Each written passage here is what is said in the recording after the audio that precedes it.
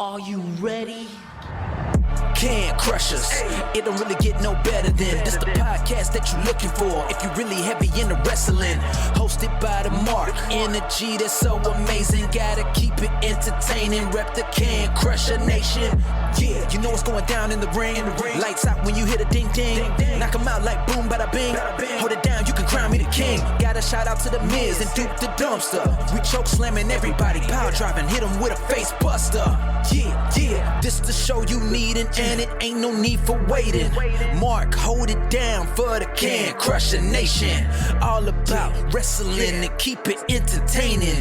Can Crushers Wrestling Podcast. Time to break 'em, let's go. Yeah. Can Crushers. Yeah. Can Crushers, let's go.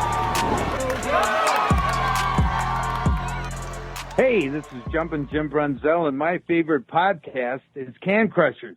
It should be yours, too.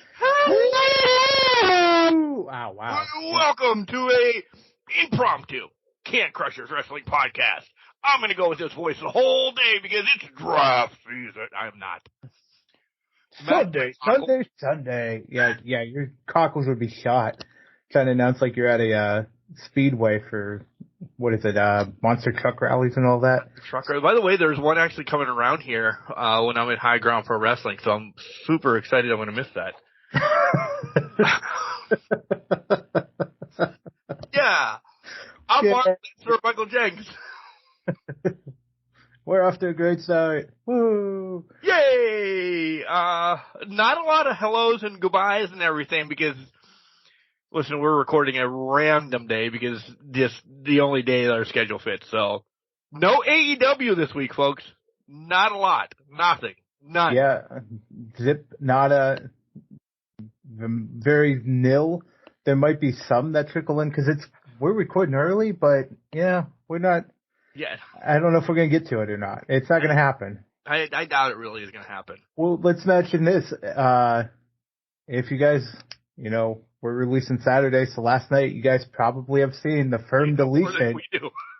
You guys probably watched the firm deletion at the Hardy compound, whatever the shit show that's going to be on Rampage. So we're going to have to we might have to talk about that next week. We'll see what happens with that. I'm sure it'll wrap back around and we'll talk yeah. Not a doubt, because it just seems like that's something that we should talk about. We have to. Yeah.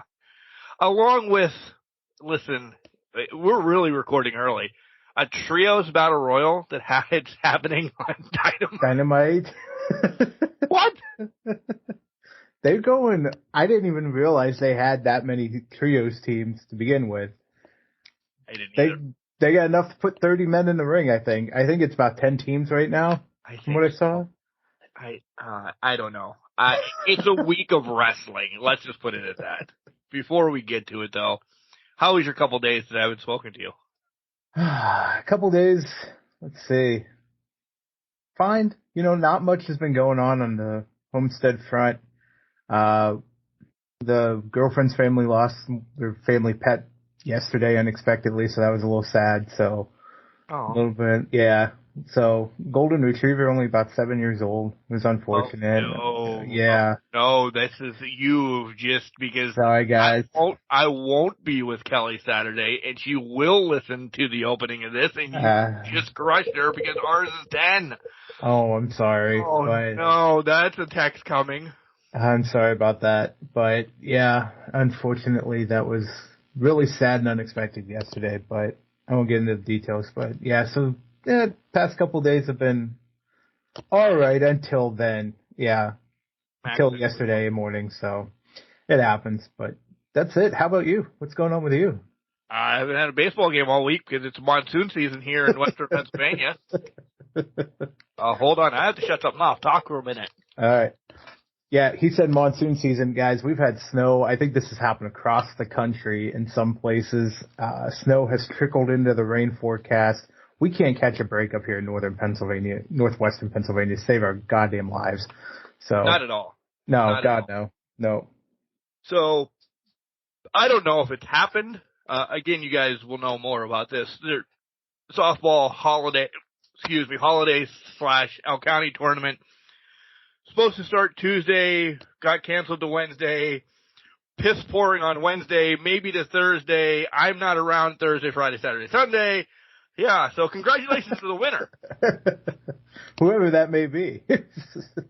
Oof, it's just been one of those weeks. I mean, a whole lot of nothing going on, but just busy. Like, not busy because there's nothing going on, so you're tinkering and you get lost in time, and a couple appointments to take care of, and one we'll get to real quick. But, yeah, that's it. Did you, let me ask you, we made a big to-do about WWE 2K, whatever the hell number we're on, was 50% off. I lied. It's only 25% off. So if you bought it hoping for 50% off, you only got 25% off. I'm suing you for that. No, I'm just kidding. No, I haven't bought it yet. I didn't either. Well, when I saw it was 25, I was like, well, that's a bummer. So then that initially delayed me for a couple of days. And now I'm like, do I want it? But see, I'm still in the middle of God of War, the new game plus, so I'm not in the market for a video game right now. Right. So that's kind of why I haven't bought it yet. But how about you? Is it just you just didn't want to bite the bullet on it and just like? No, I don't. I ended up hunting a lot last weekend, and then I played a few games of baseball with a cousin and the cousin's friend, essentially his brother-in-law. So we did that. So that was fine and dandy. I think we went out to eat as well or something. We kind of did like a family thing. Oh my God. but like video games, they were played but got put on the back burner. And why I wouldn't buy it now as recording or in the next couple of days because I'm not going to be home. So that's essentially money wasted. Who the hell knows what next week brings? Next weekend, if you haven't heard, it's Road to Survival. No, that hasn't come up yet. It wasn't a Spotlight Wednesday or anything. Yeah, it wasn't brought up at all. So I'll be in Mayfield / Scranton area for High Ground Professional Wrestling. So, yeah, it's busy. Oh, you know what? No, you know what we did last weekend? Holy shit, I'm an idiot. We went to the plays. That's the way we started the show. Oh yeah, that is because we talked about musicals and that. Yeah.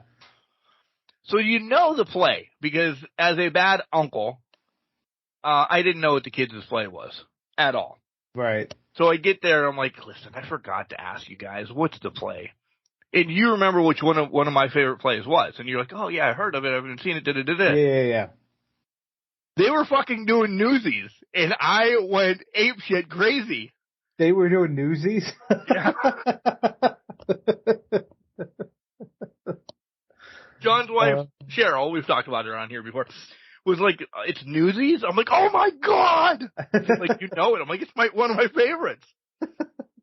So then I went down a rabbit hole because we only got home late Sunday. This is why I didn't do anything Sunday. I went down a rabbit hole because on Disney, you can watch the Newsies from like 1992 when it was a movie.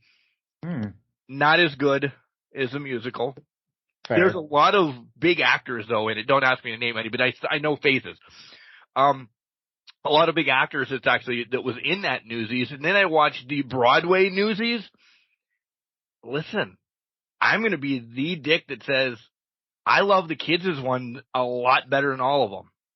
Really? That's the way that I was going with Newsies. I watched, maybe it was that rendition on Broadway that I didn't like, but I watched back-to-back Newsies. I watched 3 Newsies in less than 24 hours, essentially. A real live play, a movie, and then Broadway. And I would go back to watch the kids' one in a heartbeat. I didn't know you were such a Newsies reviewer or critic. I am the biggest critic out there. I gotta go off of this. Yesterday, because this reminded me, yesterday went to trivia. We had Tuesday night trivia and whatnot. Did you win? Came in third. Boo. The final round, though, was put the musicals in order of the amount of shows that they've had on Broadway. Most to least. And the options were, there's 4 of them. I can remember 3 right now. So one was Chicago, one was Wicked, one was Hamilton, and I can't remember the 4th one off the top of my head. It wasn't Cats, was it? It wasn't Cats. Of those three, I know the order of them go most to least in terms of shows on Broadway. Most, and I could be way off. Listen, I've been on Broadway to get a donut one time. Wicked, followed by Chicago, and then Hamilton. Close. Chicago, Wicked, and then Hamilton. Damn it. I was on the fence because I know Chicago is very it's a big to-do when they bring it to Broadway. It's a big to-do. But I thought maybe Wicked just, and I don't mean it mean, lingered longer. Like, it's always on Broadway almost. There's only like a year or two separation, I think, between the two shows. So it's like neck and neck. It's not like this big gap of time between them. It's very close. So you could have easily flip-flopped it in that. But we got it right on cue because I heard it, and I'm like, whatever the fourth one was, Hamilton was dead last in this group. Right. Wicked and Chicago were the first two. Whatever the third one is, I can't remember. But I'm like, it's this, and this. There's no way about it. And everybody was like, all right, we'll just put it. Yeah, we listened to the podcast last week. You and Mark are now Showtune fans. Yeah, we're Showtune fanatics, so we know you're on it, and we were on it. So, yeah, that was pretty – I got pumped just because I heard, first of all, Hamilton was one of the answers, but that we had a question around Broadway musicals. It was like perfect timing. This was a perfect storm of things for us guys. But and then John – piggyback, then we had like an hour in between. We went and grabbed something to eat as John went to get ready for his play. His play was called Last Boys, and essentially, man, it's about PTSD. And it ties in great for where we're going to go next. Yeah. It hit big time because I don't put PTSD just as war. You know, people think of it, oh, they were in Nam or they were this or they were that, so they have PTSD. PTSD for me, and I'm not a doctor, anxiety, depression, all of that is a form of PTSD. I know it's a traumatic thing, so it's a quick death in the family, sitting by somebody as they die for an extended period of time, all of that. Yeah, well, even on the flip side of those, childbirth has become a leading cause for PTSD because that is a traumatic event for a lot of people. Yeah. Just what you have to endure to give birth to a child. So going off of that, yeah. But anyways, back to your point. My point was, me and John always, since he was in college, I would go and, I'm a dick. I'm really an asshole. Critique, and the critique is definitely with air quotes around it. If a word that could be associated to wrestling get brought up, Max is disagreeing with us. If a word associated to wrestling or something in our lives, I'd write it down real quick, and we'd make a mockery of it when we talk about things. He's like, oh, you wrote down this. What does this mean? Just having fun with it. I didn't write much this time. I was engulfed. I cried, choked up. I had tears. I'm like, man, I grabbed Kel's hand because I'm like, I see what you're going through now. Like it really hit different. And I'm like, I'm sorry. And she gets that a million times. I'm sorry because I know that I'm a jagalone in the corner sometimes and she snaps me out of it. You snap me out of it. And I said this on Pardon the Paranormal, and I kind of him-hawed around a little bit on the spotlight this week. I open more on the podcast than I do in real life. Like, you know shit, Kelly knows shit, John knows shit. But I mean, the normal Joe walking down the street doesn't know that I'm having a miserable day. Right. Because you put a smile on your face. You wear the mask. No idea. Yeah, it's that mask. Yep. So, yeah, that's it hit home. I saw it and I'm like, So, yeah. It's a normal response to kind of hide yourself away from the world because you don't want to look like you're not there presently, right? You're not okay. You have to put on this. Exactly. You have to put on that strong suit of armor that you think you need to carry around. Like, okay, I am tough. I am here. You know, nothing's going to bother me. But inside, you're just almost like that little kid, just like in a fetal position. Like, I can't do this today. I just can't. I'm just going through motions and I'm a shell type of thing. It happens to a lot more. Yeah, I get it 100% because it happens to me, and I think it happens to a lot of people on their day-to-day lives. So this is where we'll roll into being very serious. You get this a lot. You'll get this the rest of this month because we're strong advocates of May. May is Mental Health Awareness Month. We talk about it as much as we can. We are very much advocates of mental health awareness. Everybody should take their days. So I have 4 things that I wrote down in my day-to-day, and Jenks is getting this thrown onto him, so I don't ask him. I'm sure he's going to echo this. 4 things that should really happen. Focus on your self-care. If it's calling off work to sit at home and watch TV, listen, that day off sitting at the couch taking care of yourself instead of going and fight the world, you might lose some money, and I understand that this world that we live in, money is number one. Take that self-care because in so much time, maybe you won't even need money because your self-care is lost. Educate yourself. I have over time, knowing this. May, everybody out there, I'm going to give you some websites here in a little bit. They'll give you booklets or pamphlets or, tools to know more about mental health awareness. So educate yourself. 3, support those around you. This guy on the other side of Skype right now, we bounce back and forth. Without a doubt, this is what we do. We support everybody around us. Everybody's going to be going through this right now, so just deal with it. So, just leave the dogs go. And then be involved. Like, we're involved all the time, texting each other when somebody has something, issues or whatever. Max is involved. He's just, listen, it's just, we got company. So it's just going to happen for a little bit and then we'll deal with it. Let him he's embracing the company. That's all. He's being involved. He is being involved. And then the number. You can either text it or you can call it. It's 988. Yeah, 988. Call it, text, do what needs to be done.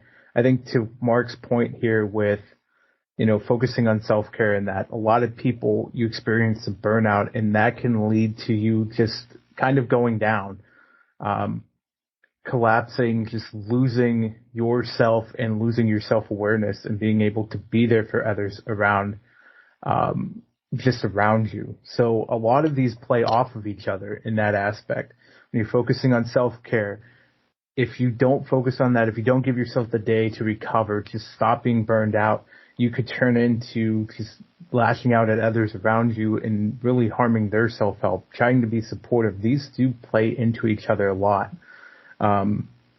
It takes a lot to admit that that you're not right.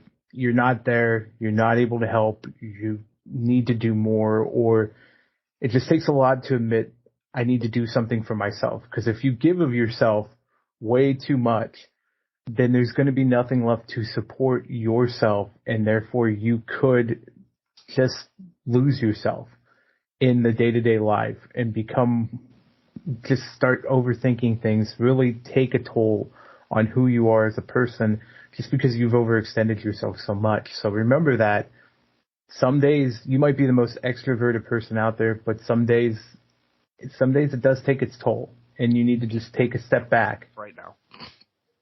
It's fair. I mean, how often do you notice when you hit that wall, hit that limit of people in stress? It's not. It's so much a little bit light. Yeah, exactly.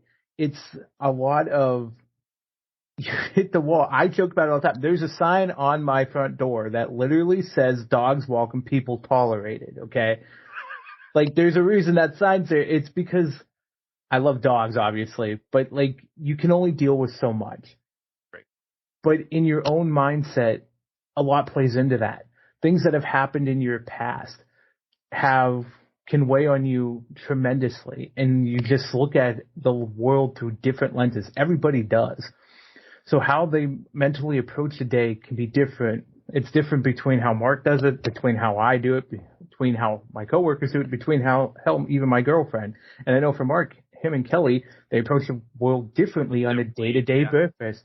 So it's understanding those kind of nuances in those contexts and that, but also understanding when you hit your limit, you have to say, I have to take a step back. I can't keep going at this pace because someday there just might not be enough to give, and it could cost you a lot more than what you're thinking of. And I think with a lot of people that, get into that dark place, they've hit that limit, but they've gone off, they've just hit it so far, and they never reeled themselves back in to give themselves a break, to really give themselves the reprieve that they need over time, because they want to keep going and going and going. And it's fair. It happens. It's who the people are. But that burnout will get you in the end. So be there to take care of yourself. Taking care of yourself is the best step to go forward to take care of others and support others around you.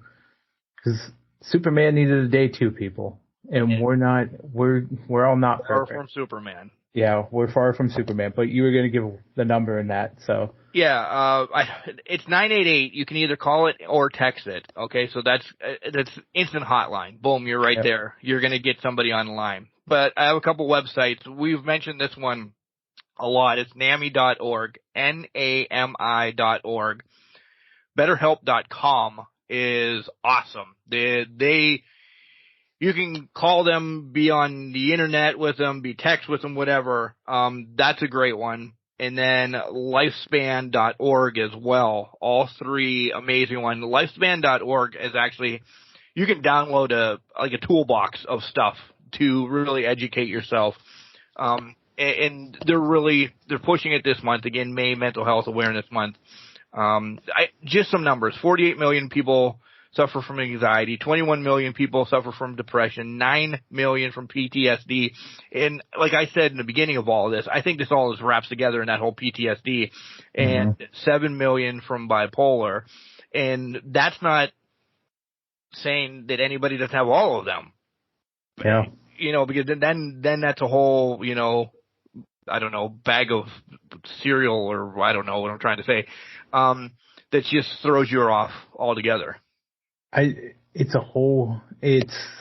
one of those things where I think a lot of those kind of conflict with each other and can really mess with your mind in some aspects of it and just really take you down a deep, dark path. I wanted to go off of, you mentioned anxiety and that, and I'm glad that more is being seen around anxiety and more is being done to treat it. This year, I know it's happened before, but this year I've really noticed it. There's an MLB player, I think, out right now, Austin Meadows, I think it is. He's out with anxiety. He played the first 1 or 2 games and then he just got shut down. But hey, that happens. You can be the biggest of star, or you can be playing on the biggest stage, and that can get to you and that can wear you down. And you just need to take that step back. Well wishes to him, but in everybody that has it.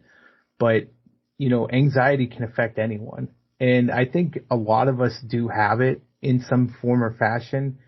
It's how does it affect your day to day? How does it really take you down that path? Is it take you down a negative path, weigh you down too much, or are you able to kind of find a way around it? And guys, ways around it, maybe some people can do it. Therapy is the greatest thing in the world. I was going to say that. Therapy is a great example of doing that. Some people just need medication to do it, which is fine. Some people can find a sweet release in music, or just let me stop for 5 minutes, watch a couple stupid TikToks on something, and then I'm good, and then they can go forward. And some people can just mental Olympics right around that stuff and make it work. God bless them, because 100% God bless them, because I can't do that. No. There's times where I can sit there and say, okay, distract myself for 5 minutes, or I've had to sit down and listen to an entire Beatles album just to make it work. I'll tell you this. I had so much anxiety and depression when I worked at my former employer before where I'm at now. I couldn't do it. The day to day, I was mentally in not a great place. And I can't tell you how many times a week I would sit down, put on Abbey Road by the Beatles, listen beginning to end, and then put it on repeat to make sure I took care of that anxiety and that. That's how I got out of those slumps. I probably needed medication at that time, but for that point in time, that's what got me through it. I found something to get me through what I needed to. And that was Call of the Wild. And mine stems way back to other things, but my recent everything was when Mom passed. Oh yeah. Call of the Wild. I'm not a hunter. I'm not going in the woods, but I was just focused there. It was like a walk in the woods. It was really just boom. So it was a video game for me. It's leaving reality. Have it be through music or listen podcasting. That's exactly it. Helps us up big time. It really does. Oh yeah. Whatever. I strongly suggest that you don't self-medicate with alcohol or anything else. We'll leave it at that. Because that's not going to help you in the long run. That's going to get you on a different path. That's going to only numb the pain, and it only numbs it for so long before you have to continuously have more and more of it until you become literally the shell of your former self, and then nothing can serve it. So don't self-medicate. If you think you need it, go see a therapist, talk to them, see your doctor, begin that path to get you medication or at least get somebody that can hear you. It doesn't matter if you don't think anybody in your home or if you don't want to burden people within your place, at least find a therapist to do that.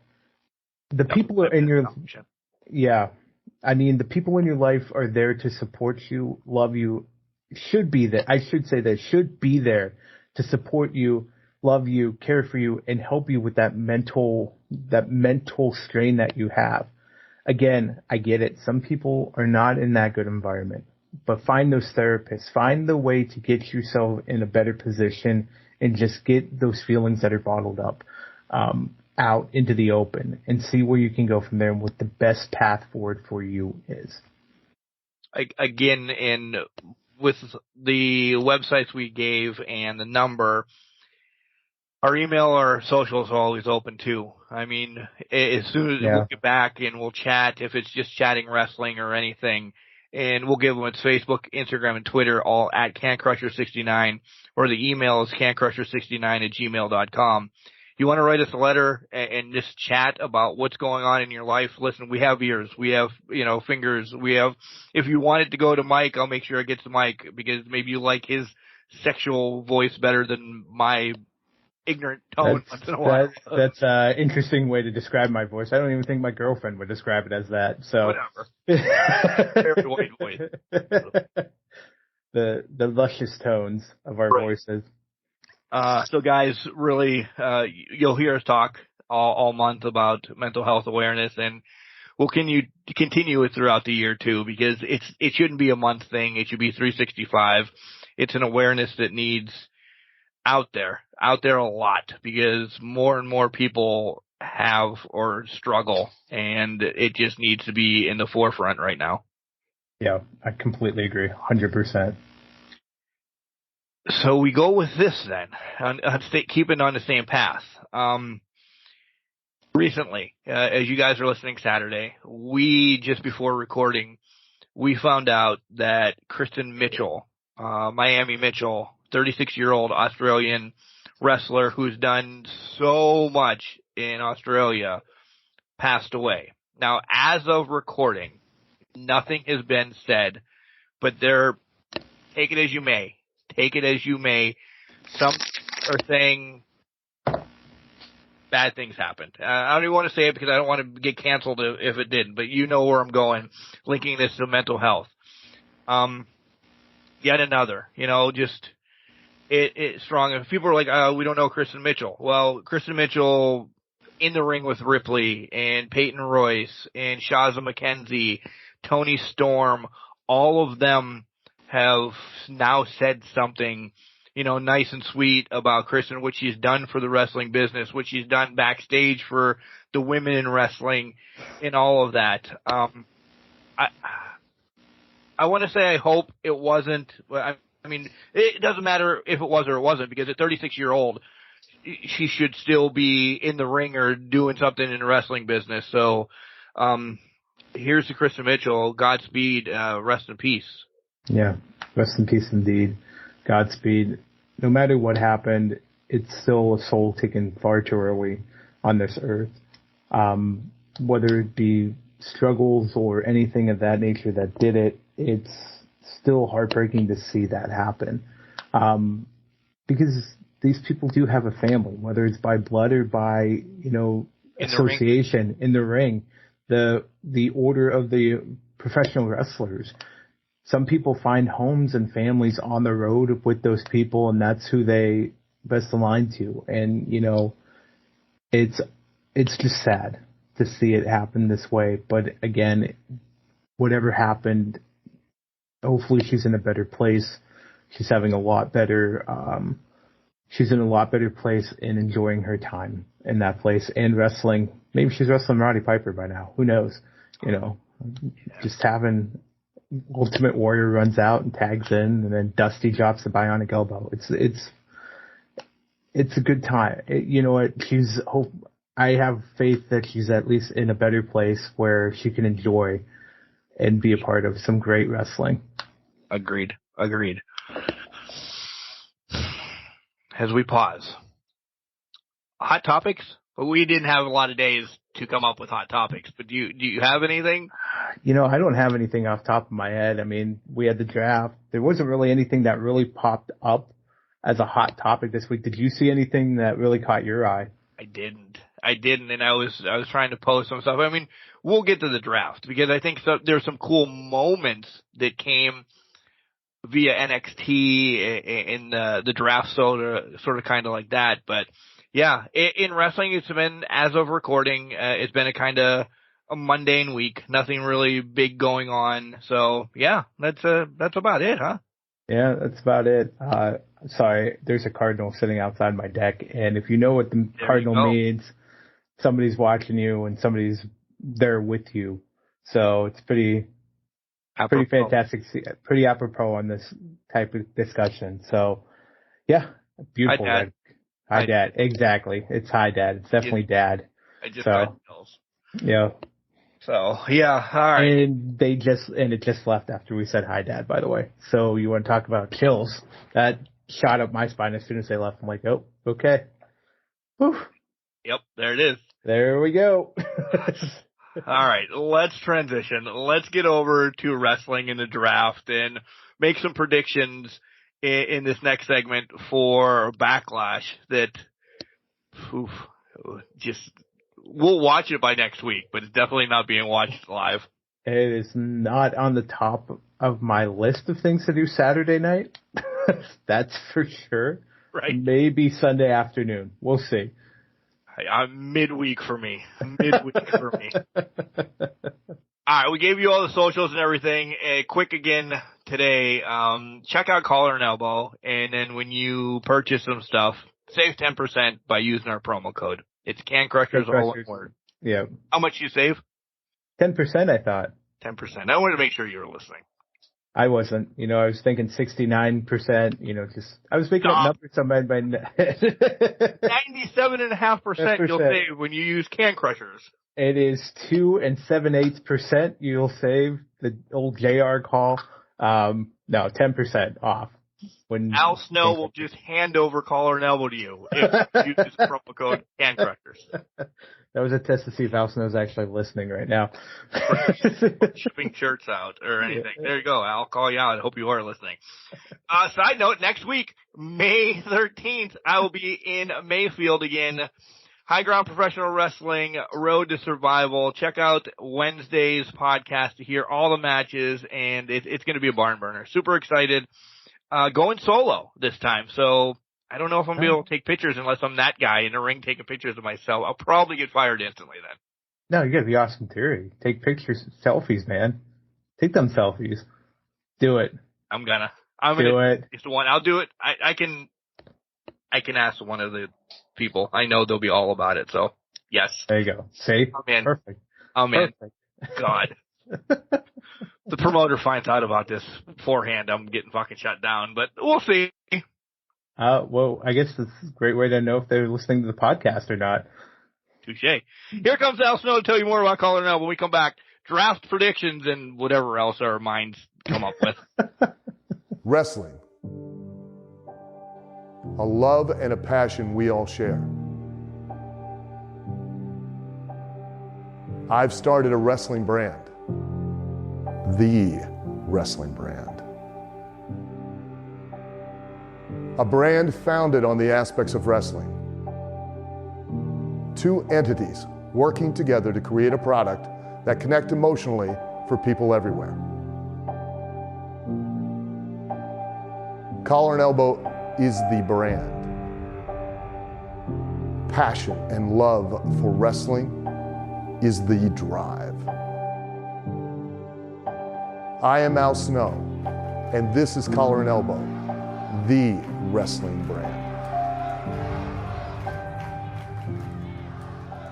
Hey there, this is Kaya McKenna, the conduit of karma, and you're listening to the Can Crushers podcast. Welcome back to Can Crushers, guys. It's Mark, it's Mike. We're ready to rip apart. We're going to be like Kirk Herbstreit, and you can be Mel Kiper Jr.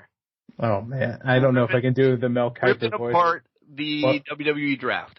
Well, you see, this blue chipper comes in here out of nowhere trying to be drafted in the first round of the first time. That was my best Mel Kiper I got. That was really good, actually. That was better than I thought I was going to be able to do, but I could not do that the entire time. So we're going to get off that horse. But before we get to that draft, are you happy with your Buccaneers draft? I am. You got two big players, so I'm really pumped actually to start watching the Bucs. We did. I'm really happy about the draft. We really needed the defense alignment, so I was happy about that pickup.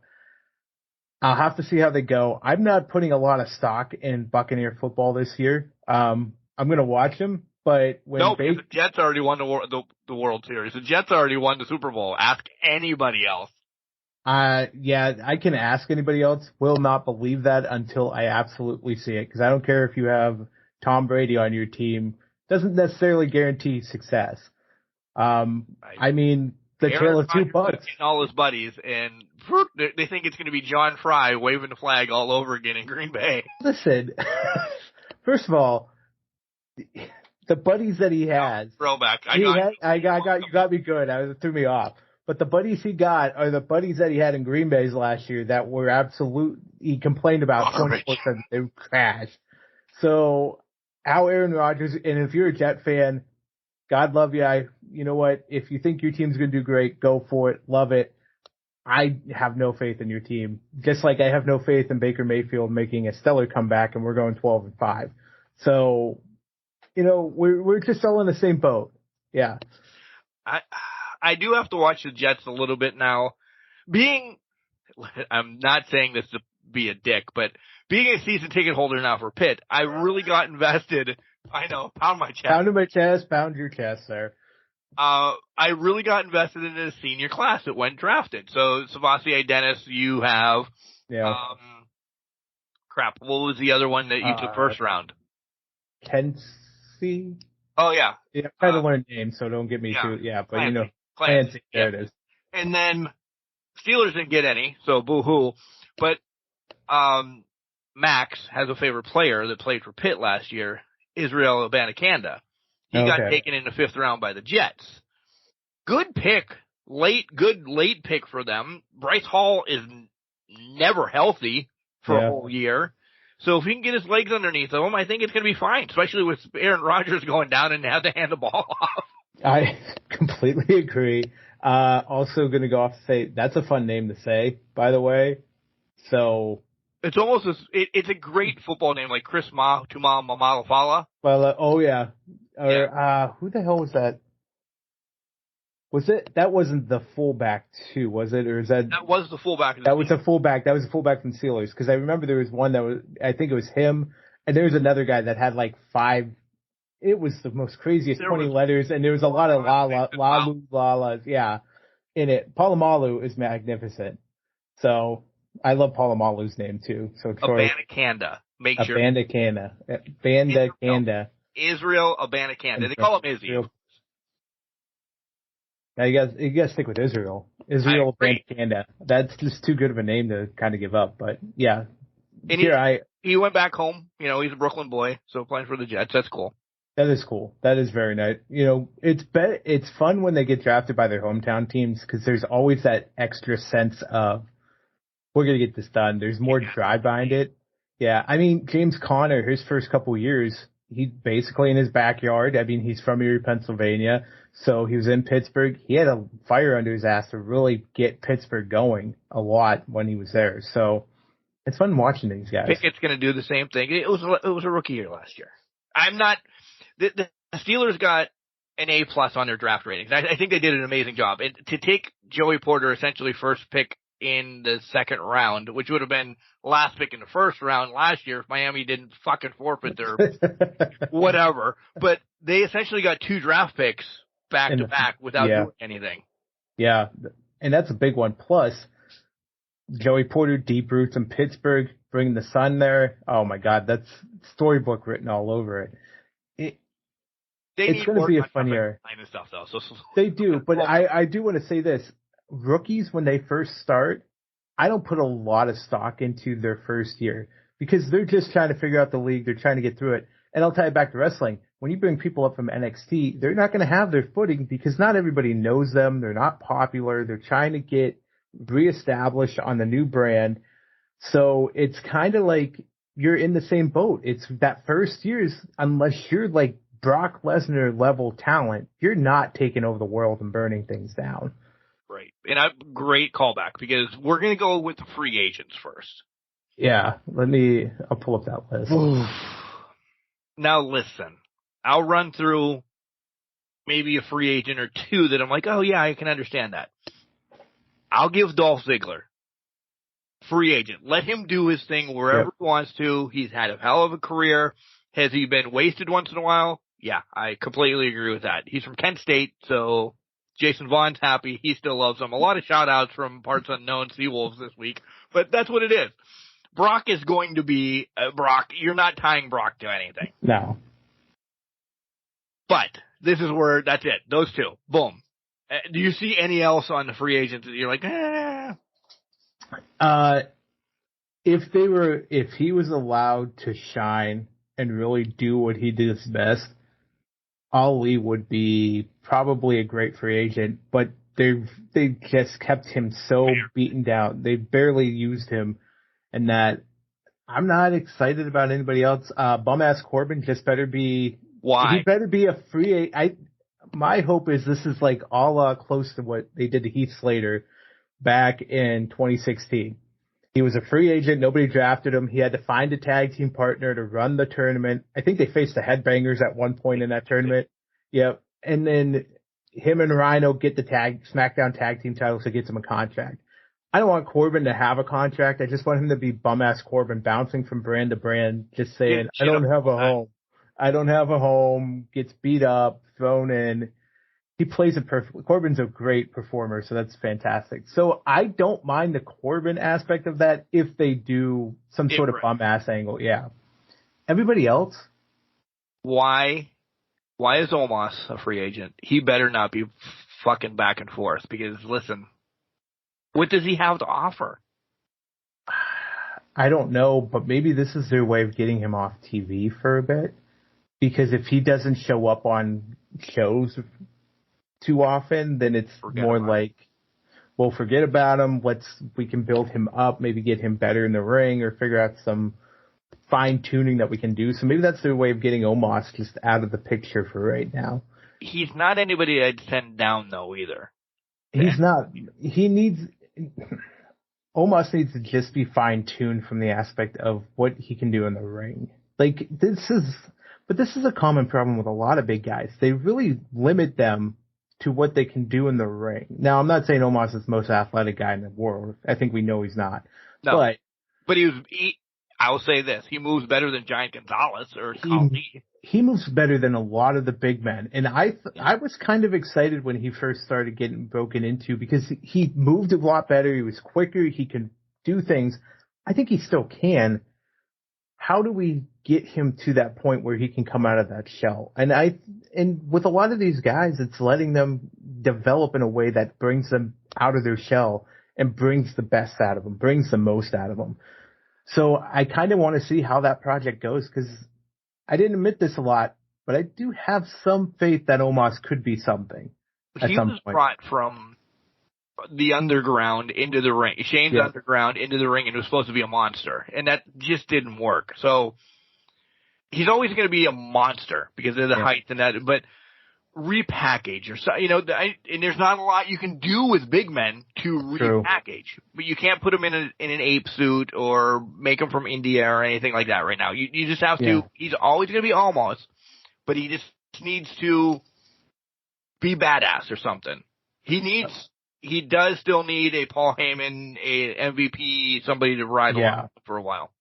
I agree, and I like MVP sticking with him on that aspect. I agree with your point. You can't put him in a suit or have him be a general or anything like that. And I'm going to call back who they stuck Apollo Crews with, whatever that guy's name was, General Aziz or whatever he ended up being.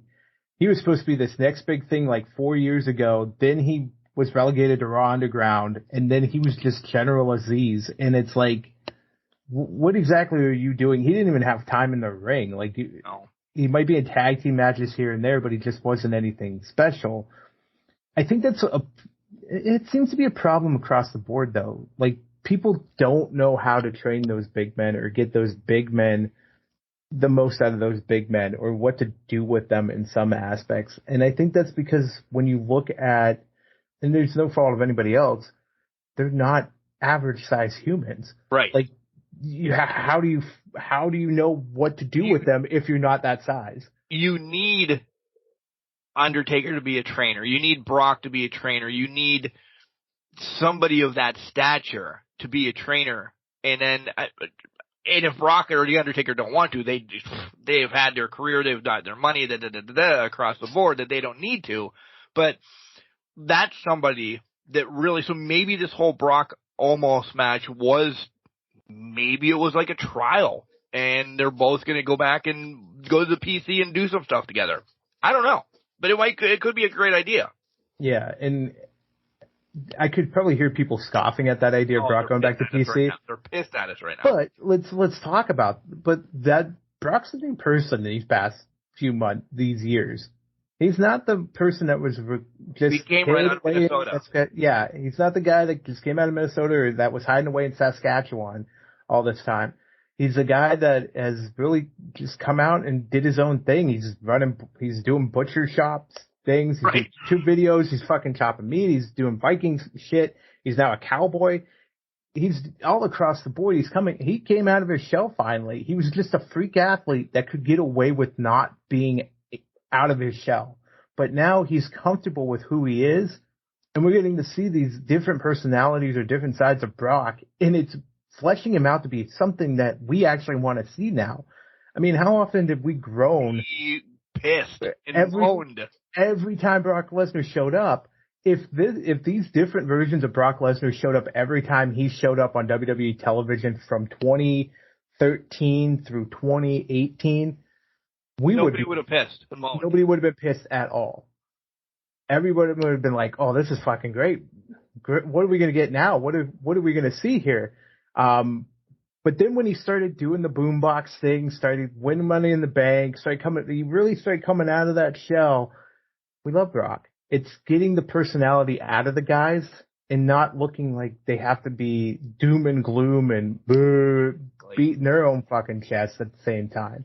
So it'll be interesting to see how it goes. Benjamin and Alexander. Listen, your tag team, and you've bolstered your tag team division. We'll get to Raw and SmackDown, but why are these guys free agents? I don't understand this. I don't either, unless I have no reason for that. That seems like a bad choice, or for the tag team aspect of it. Even if they're jobbers, and I hate that word, but even if they're your jobbers, they're your jobbers. Yeah. They have name value. Let them float back and forth, or is it that Shelton's up there in age? Yeah, I was going to say. Yeah, he's long in tooth, so maybe Shelton's more of a part-timer now, but they're still a package team. They can't get them apart, which is really disappointing. Cedric Alexander is a phenomenal talent. I still don't understand how he's struggling to even be relevant right now. I know. He should be, if there's a cruiserweight title, he's somebody I think of all the time. He was in IWC for a hot minute. He was around that Super Indie title. He goes to every place, and if it's a US or that mid-card upper echelon title, he's around it. He's uber athletic. If you let him talk, he's funny as shit. Yeah. Repackage maybe, and maybe all these are minus Brock are they're free agents because they're going to get repackaged. Because the next one again, I'm going to go to Elias. I'm going to throw all the other ones out. Von Wagner and Quinn as well. Like they're all kind of like projects. They are projects. What more can we do with Elias? Well, and that's the difficult thing with Elias, because he did have a shtick that was over. And honestly, it was over until they forced him to not be Elias anymore. Yeah. Be Ezekiel. They kind of forced him out of it. And that happened with a lot of guys. Once you force them out of it, they lose themselves and all that steam dies off.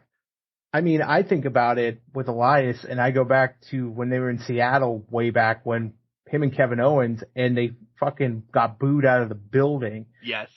And it was so fucking loud, and I know you guys remember that.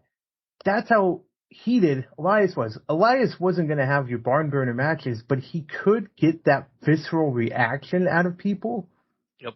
And it made for entertaining television. And I think a lot of these guys, well, at least from the Elias standpoint, can be put out on TV for entertainment value and just get beat up. He only just needs to be there to get beat up, but let him go out there, let him run down the town, then set him up with a match against a Dolph or, well, hell, run Brock out there and just let him run Rickshaw over Elias. You know what I mean? But get that heat. They lose it. Get that honky tonk man heat. Exactly. He could have had an Intercontinental title run. Some Intercontinental US title run without a question. Agreed. Do you want to go, as you're taking a drink, sorry, yeah, do you want to go Raw or SmackDown next? Good question. Raw's got more people. Raw's got a million people. Raw's got a million people. We're talking about it, so let's go Raw. Actually, you know what? No. Let's stick with the number one draft pick, which we knew was the number one draft pick. Let's go to SmackDown. You guys knew it was Roman Reigns, but it was the package deal with only Solo and Paul Heyman. Because I hated, and I saw this probably as we were recording, I didn't put it out. I don't like that these people are eligible this day, these people are eligible this day. Because it just, in my mind, it played. I'm like, oh my God, are they actually going to take the Usos first on Raw? Yeah. Are they going to pull that over our heads already? Well, they didn't. They didn't. Right. But yeah, just to have Roman and Solo packaged together, people are like, yeah, that's kind of his bodyguard. No, that's meaning big things for Solo. And I know that it's written on the wall. We know this, but maybe this is the torch that we're waiting for. I think it is. I think it's also the line in the sand that they were making. I mean, because I don't know how many times Paul Heyman is just looking at Solo and saying, tonight is the night. Drooling over him. Drooling over Solo. So I think they're making that distinguishment of Solo is that next big thing that they want to push forward, but also acknowledging the fact that the Usos are just not in the game plan for the bloodline anymore. And they are not dependent upon whatsoever. So whether they got drafted to SmackDown or not, they didn't care. And honestly, I thought they were going to pull it where the Usos were on Raw. And they were going to try to get the Tribal Chief to do something to fix this. And it was going to be no, because you're not on the island of relevancy anymore. And that's how they were going to make that separation happen. Till they get those titles back or something. Do I think they're getting them back? I don't think they're getting them back anytime soon. Listen, they just had it for 498,000 days. Yeah. They don't need the title. They don't need the titles to be relevant, first and foremost. They're that Roman, the Randy Orton, the Drew McIntyres that, listen, they're going to be at a house show, they're main event in a goddamn house show no matter what. They can main event a Raw, too, without a title. So they don't need titles. So they should not sniff these titles for a long time again. Completely agree. I also want to draw the fact that at some point this year, I think it's going to be Roman and Solo versus the Usos in some capacity. Whenever they decide to pull the trigger on the Island of Relevancy being ripped out from the Usos, that tag match happens. Agreed. And late in the year. Late in the year. We're talking after SummerSlam at the minimum, at the earliest. Even Survivor Series or the one after Survivor Series. Yeah. So. Yep. Were you... This is going to go hand in hand, Raw and SmackDown. Were you shocked that Bianca was drafted to SmackDown and then Ripley over? Like, listen, are we just going to get the generic? And all of this doesn't happen until after Backlash. Essentially, Monday is when these rosters take place. So, shit could happen. If you believe in anything of that, I have, oceanfront property in Arizona I'll sell you. But we're getting a switch. And we have to stop this every year. One main title gets switched because listen, both IC and we're ruining this all at one point, by the way. Yeah. Or I am at least. The IC and the US title switch hands too. That doesn't matter. No. But when you're world champion, you're SmackDown women's champion and you're Raw are drafted separately, they're going to meet, high five each other and say, we're still champion. Here's mine. Here's yours. Yep. Because nobody's going to be Bianca 2 belts or Rhea Replicator.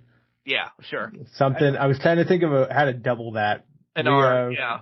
Repeat Rhea. Oh, well, that's not bad. I mean, it's horrible. Rhea repeater. But you know what I'm saying? Like, it's just not, it doesn't, so this is going to happen at some point. It's definitely going to happen at some point. I'm going to guess probably the Monday after, something like that. However, it's not going to be as fireworky as real as the Charlotte Becky one that happened. That was just astronomically just fucking over the top. But I knew as soon as Bianca got drafted, I just knew in my mind, I'm like, Mark really fucking hates this right now. Cause I remember when this happened last year with the Street Profits, it was like, this is the stupidest fucking thing or 2 years ago when the Street Profits had it, stupidest fucking thing in the world. And I completely agree. I mean, in my mind, this is what I've always believed with the draft. Don't even put the world champions up. Just have them stay put where they are. I think they only did it this time. Well, they probably did it because they wanted to do it and create suspense and whatnot. But I think also you have a new world champion. You had to create suspense around where that world championship belt was going to, even though we already knew it was going to end up on Raw. Yeah. We knew where it was going, but they wanted to create that suspense. I think you just leave your champions in place out, like your women's champion, your world champions, and I would say your tag champions, but they're unified right now and you can't do anything with that. But leave those people in place. Leave those teams in place because they are the banner carriers for their brand.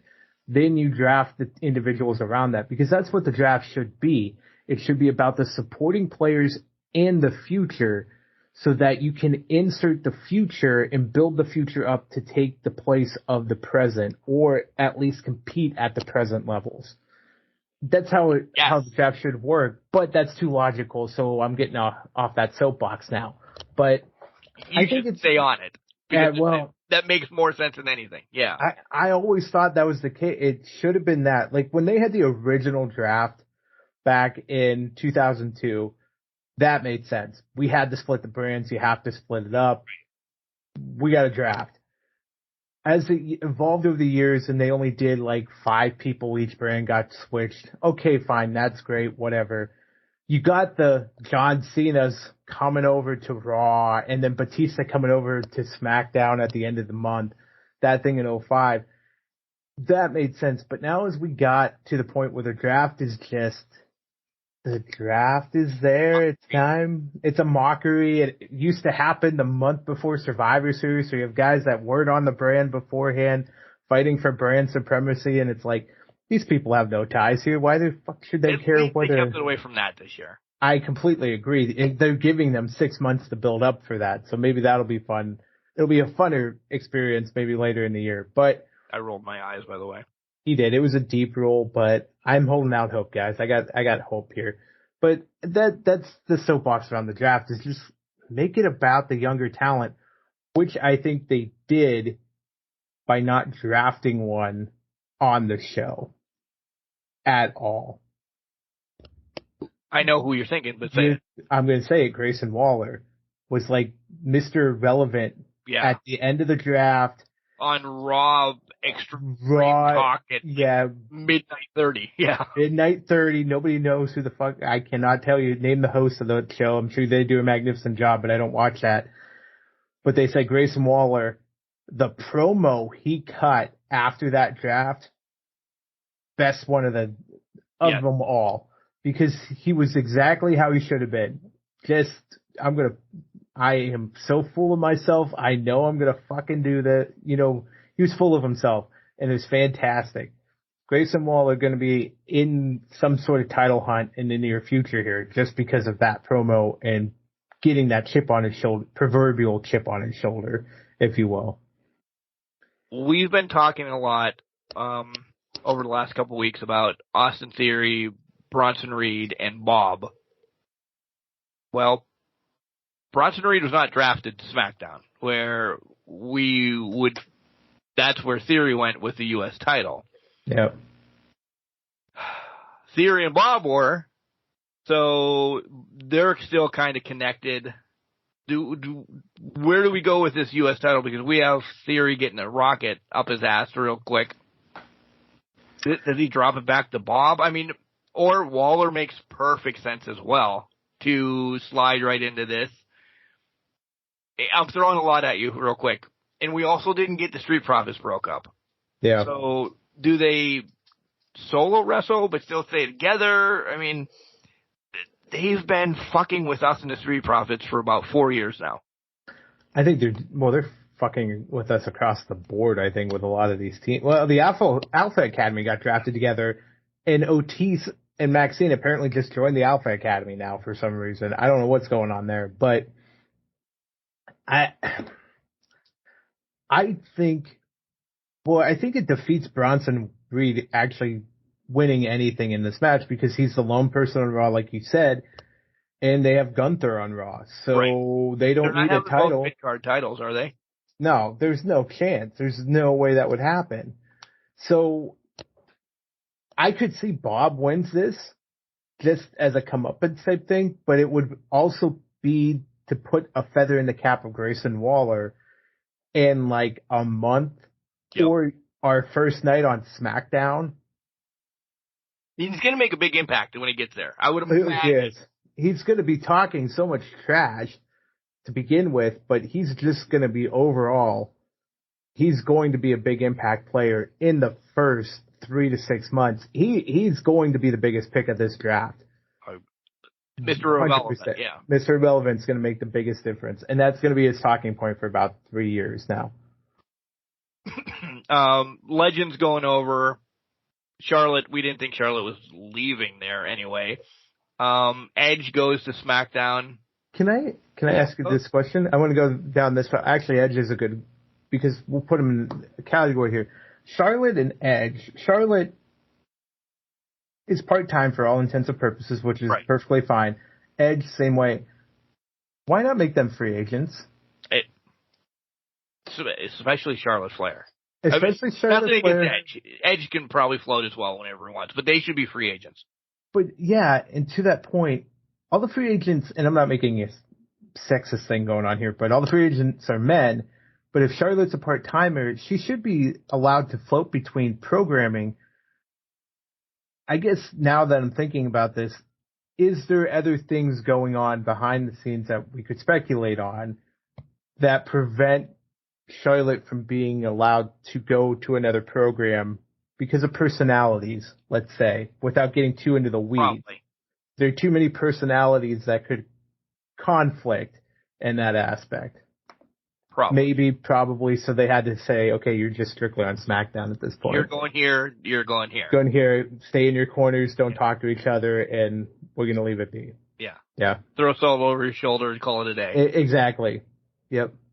What other? Pretty Deadly gets called up. I'm excited about that. I was so happy about that. I did see the clip where they got thrown in the river, apparently on NXT, which was fantastic. I am a fan of Pretty Deadly, so I'm hoping for big things out of that. Alba Fire and Dawn get called up. I'm excited about that. Yep. Maybe they're going to try to bolster this women's tag team division a little bit. Maybe. Can I throw something at you here? Yeah, you can. Because I'm utterly confused unless something is happening here. Fire Dawn faced Chance and I'm sorry, I can't remember her other name off the top of my head. For the tag team titles, right? Right. So Chance and Carter got drafted to Raw, right? Right. Okay, so two teams that were drafted were competing for the NXT tag team titles. Right. Mark, let me ask you this. Maybe I'm reading too much into this. Are they converting the NXT tag team titles into the SmackDown women's tag team titles? Or do they vacate it? Another way that they are going to conjoin them all again and they're going to float. Just have one tag team champion type thing. And maybe create a dynamic where they have to face each other to see who the undisputed champion is. Okay. Yeah. That's the way I was going. But now that you said that, I could see your way because I've never seen, and this is not a knock, two women's tag team getting drafted in the years of drafts. Well, yeah, and agreed. I was going to make the comment they didn't have teams to even try to think about that. And so I guess they now had you've just, and I'm not saying you picked NXT, you just took every champion NXT has in the women's division. Yeah. Yeah. Because we'll get to Indy here in a minute. But yeah, because Indy got drafted, but yeah, I mean, and they didn't vacate the titles after that title match on tag team did not. Indy did on Tuesday. Indy did on Tuesday, correct. And Dexter came out and carried her off to Raw, so spoilers on that if you didn't see the draft. But which you won't be on Raw anytime soon. She's gonna broke leg. Yeah. So, but the tag team women's champions, they still defended the titles and still kept them going into Raw. So I think that's interesting in its own right. I would much rather see your undisputed tag team championship theory come to fruition and them actually go to NXT. What they were supposed to do 7 fucking years ago. Yeah, but now that they didn't want to do that, because why? LWO stays.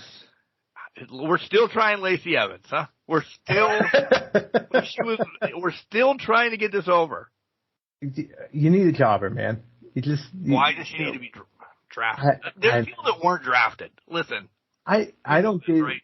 Yeah, there's people that weren't drafted. There's people that are free agents now. There are people that got drafted. Lacey Evans doesn't do it for anybody. Nobody's clamoring to see Lacey Evans. No. But, all the Brawling Brutes stay. The OC ships over, which is, I think that's big. I think the OC going to SmackDown is big. AJ when he comes back. I'm not the Good Brothers, whatever. I mean, he's back now. Yeah. Technically, Good Brothers take him and leave him. I was surprised that Michin is officially a member of the OC, which I'm not going to hate. Just surprised that they included her in the OC. So I was like, okay, I thought it was like that one-off type thing. Still like Mia Yim better than the. Well, I do too, but I figured I'd call her by the name that she's going by now. So, but they're trying. They're still trying. They're trying. Hey, they're trying. They're giving the Lacey Evans try here. That's what we're going to call it. LA Knight, I think, should do good. I think he should get pushed. Cameron Grimes, I'm excited. Damage Control. Let's loop these two. Damage Control and Asuka, along with Belair.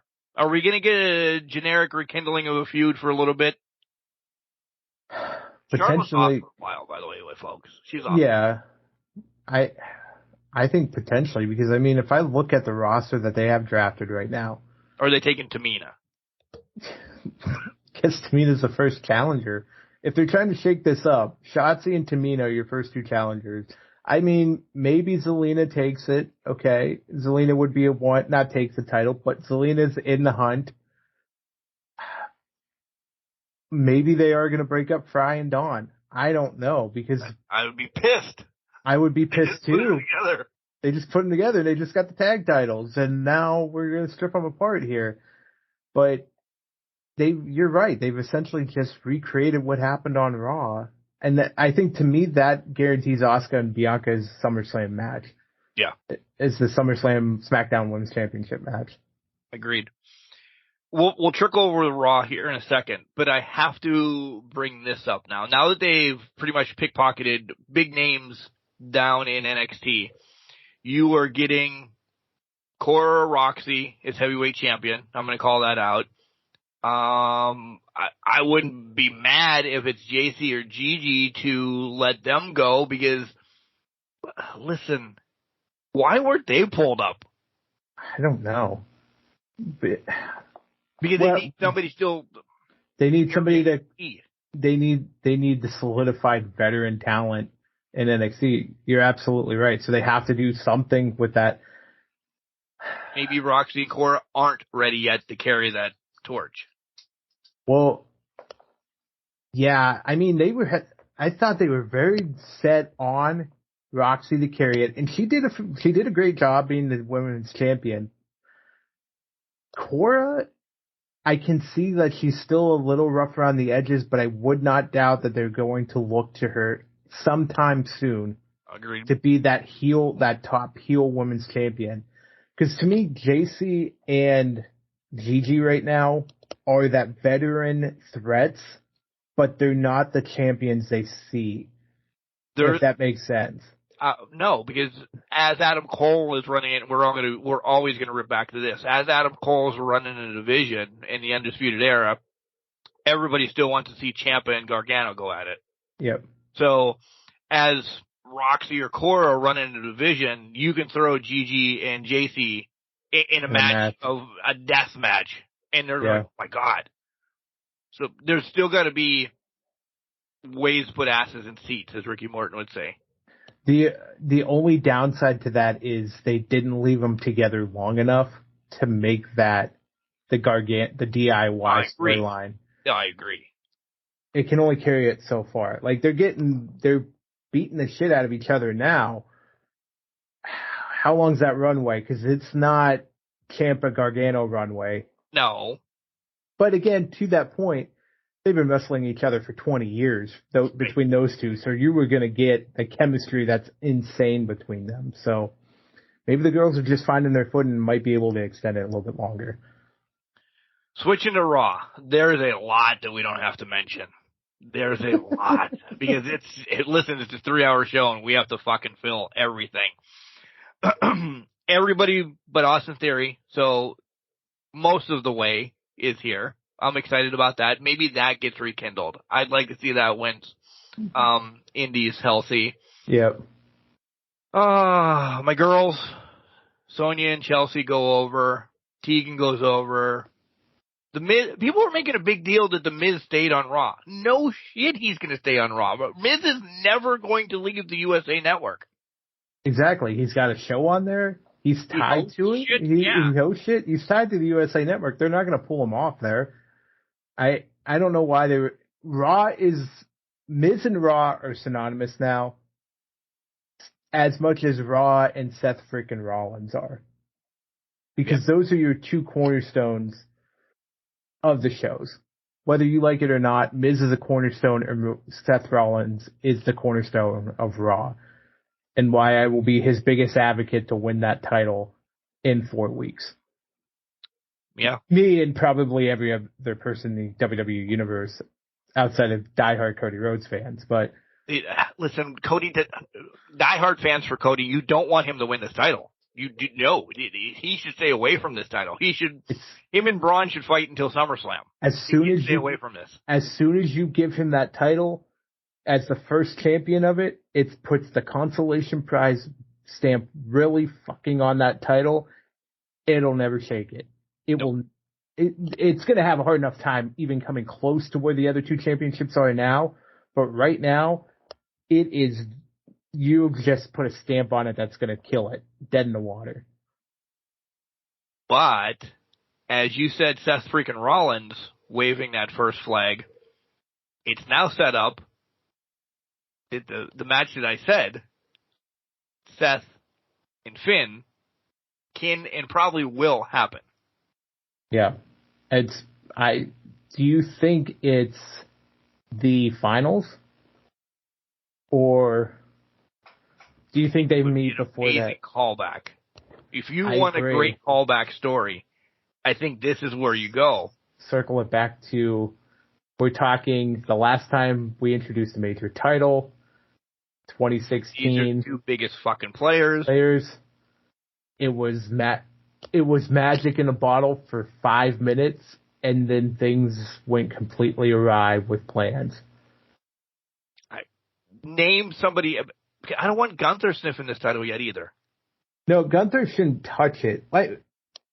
He could possibly contend for it, but I don't think he should be anywhere close to it. Right. Trying to see here. We don't know how many people are in this tournament, right? So right. Drew, I imagine. Drew's going to be in it. 8. Let's say 8. That's where my head was going. 8. Drew, Cody, Nakamura. We'll throw him in there. We will throw Finn, Seth. So that's 5. Maybe Miz. We'll say is 6. Sure. 2 other ones that we could run with here. Bronson and Riddle. Yeah, let's throw Riddle in there. So there's your 8. My final 4 are Drew, Cody, Finn, Seth. Right? I like that. So my thought is there's screw jobs happening to get this. Oh, Drew. There's going to be Drew's going to be coming in the mix. Somehow he gets screwed over by whoever he's going to have a feud with. Because supposedly what I'm hearing is Drew's turning. Yeah. Yep. So I'm going to be honest. I would not be surprised if the finals are Seth versus Drew right now. And I'm all right with that too. I like the callback, but for real talk right now, Seth or Drew is great. I like the callback too, but I think the callback happens in the semifinals. It's a Monday Night Raw main event, and that leaves Cody versus Drew in the other one. If the tournament goes the way we think it is, that's still a hell of a fucking match in its own right. But I think Cody gets screwed from Brock. Right. And he doesn't even get the Saudi with that, and they have another match or something. Because whatever happens at Backlash dictates what happens in Saudi Arabia. Let's be honest. Yeah. We'll talk about Backlash here in a minute. Tag teams, as you said, Alpha Academy, Humberto and Angel are back. Hey! Yay. Glad that you're back. Odyssey Jones get called up. I'm shocked about that. Jinder's back in his marriage. Don't hinder Jinder. Let's go, guys. JD McDonough. I'm excited about JD coming up. I want to see what he does. I want to see. Yeah. The New Day's over on Raw. Okay. Only 2 members right now. 2. I think that's an important distinction here. Is they didn't draft all 3, so they are still uncertain about Big E's status here. So I think that's another important call out we have to make here is the New Day's only down to 2 members. Big E's still out. How does that shake out? Are they going to keep them separated or are they going to unite them? Because they were separated for a while before Big E's injury. Then they brought them back together. So what is the next game plan for the New Day if Big E is able to come back? But I think the longer he's away, the less likely it is he's coming back. Agreed. One person on this list just peeks out at me. Trish Stratus was drafted. I thought that too. I thought that was an interesting one. Is this just because relevancy that we remember that she's still there for her and Becky? I think so. I think that's literally the only tie back here is because it's still about, it's her and Becky for the next 4 months getting us to that status. Because in my eyes, legends are free agents. Yeah. Trish is technically a legend in your guys' eyes. Where's Randy Orton on this list? That was another good one. No Orton draft. Is he, what's going on with him? Are we only supposed to forget about him? You know, where does he sit? Because last we heard one time he was away. There's another time where he was getting close, and he was right there. So does he just show up on night one of one of these shows and just be like, here I am? Like maybe they're going to have a couple surprises where they have these guys come out and just show up. This is my flagship. I don't need to be drafted. And I want somebody to do that. I do not need to be drafted. Exactly. Whatever I want to be. I'm the legend killer. I'm the legend killer, and he has the resume to back that up, that he doesn't need to be fucking drafted. So, yeah. And then Kevin and Sammy essentially getting away from the bloodline. The break is happening between the two. So, all right, we're resetting. So whatever happens Saturday night at Backlash, tonight at Backlash, will pretty much dictate where we go. That's the end of the bloodline. Sami Zayn, Kevin Owens feud. It's over. So does the bloodline win the final battle, or does Sami and them win the final battle? What is it?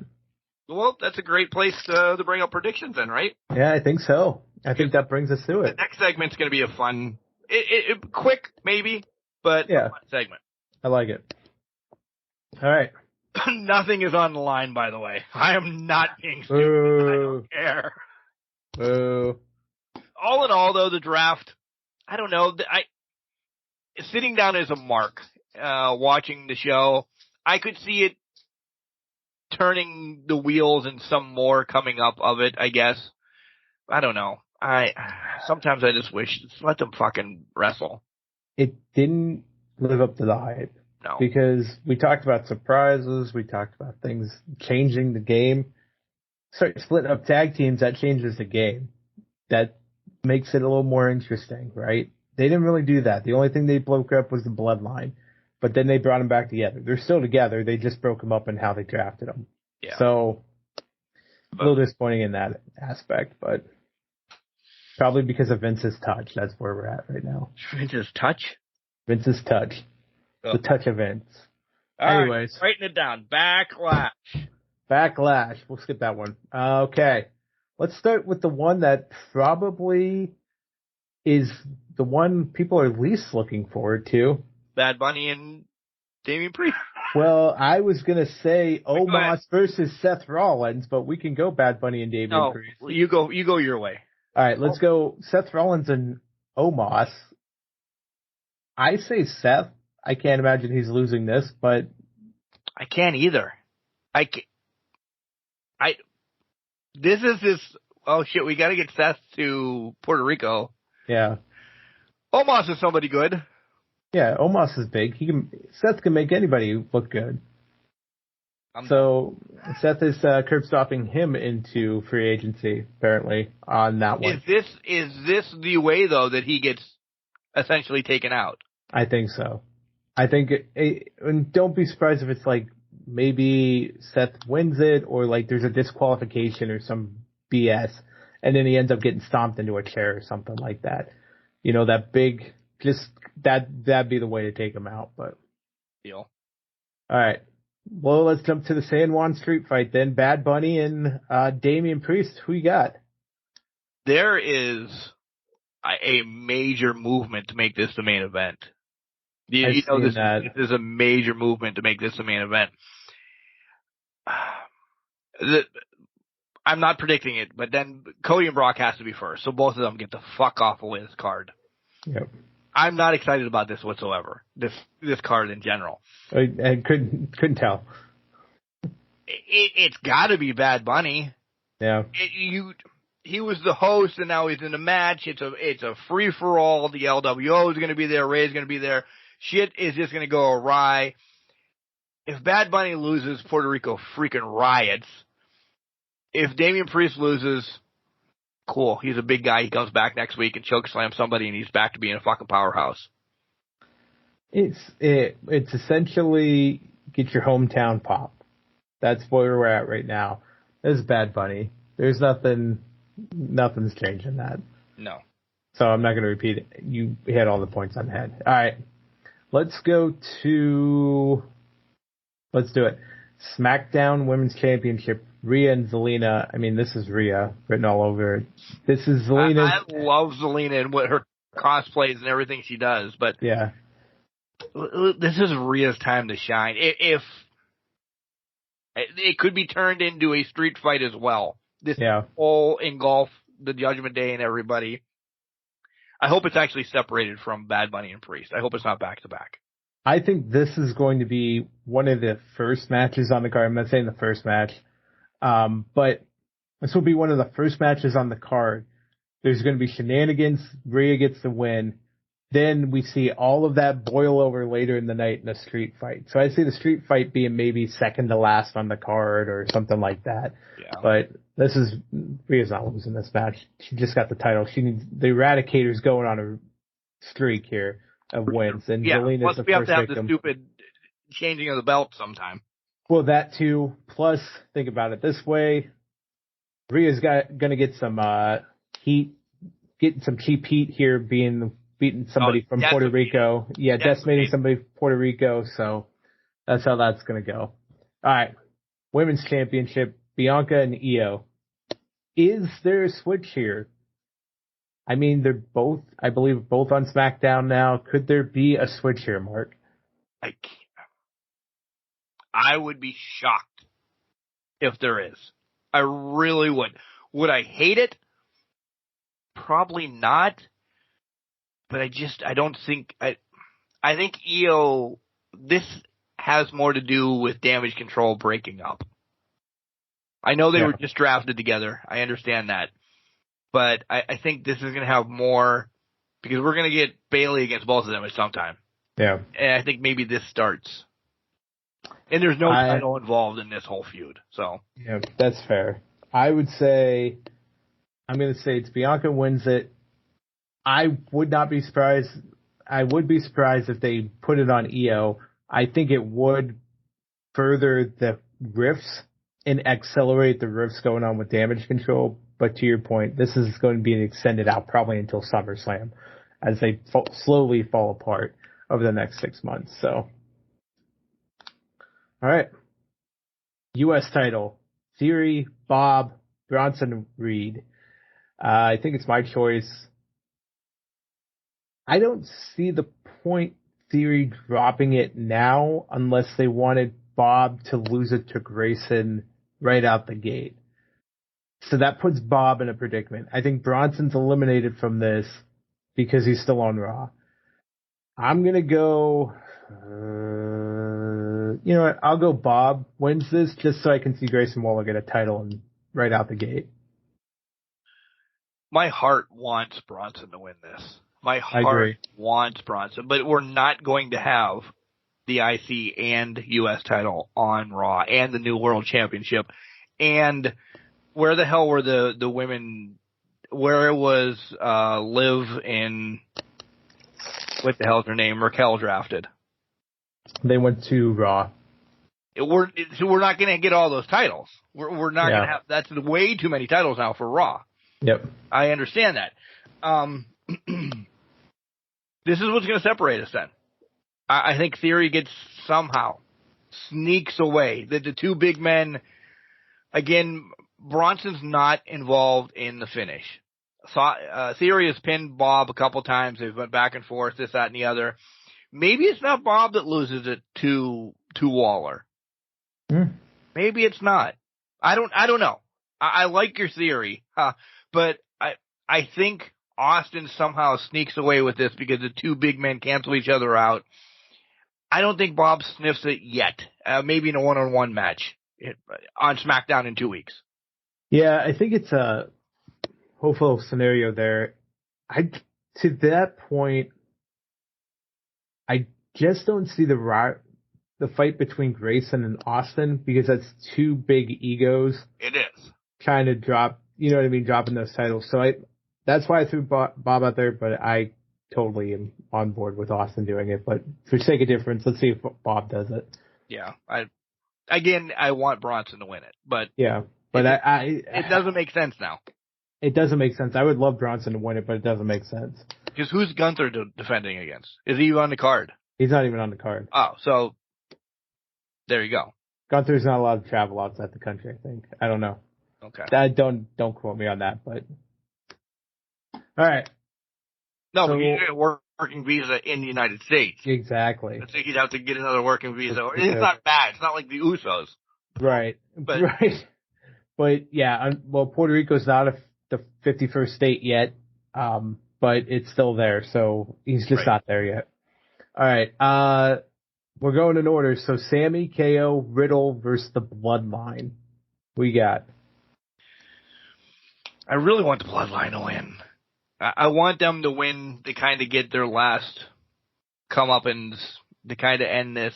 You can leave those guys decimated in the ring, or listen. Riddle's on Raw as well. Yeah. So I thought maybe him going over to SmackDown after this would do something, but I don't know. If we're going to break it, I want to break with the Bloodline getting the win, maybe kind of getting back in Roman's graces. No titles are on the line. It's a throwaway match. It's a Raw main event. It is a Raw main event. I'm going to go Sammy, KO, and Riddle because I think they need to use the Usos to further the rift of it. Solo gets his second loss, even though he wasn't involved or pinned or anything like that nature. So I think that's why it's better, but I won't switch it. It's written in pen, so same as being written in stone.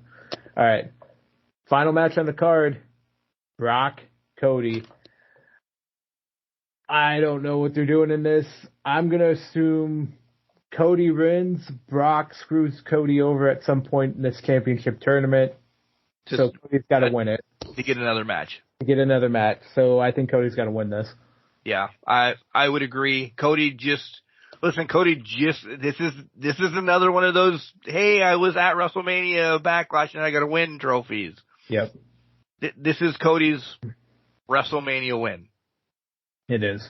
I don't know how he's going to beat Brock. If something else is going to transpire out of this.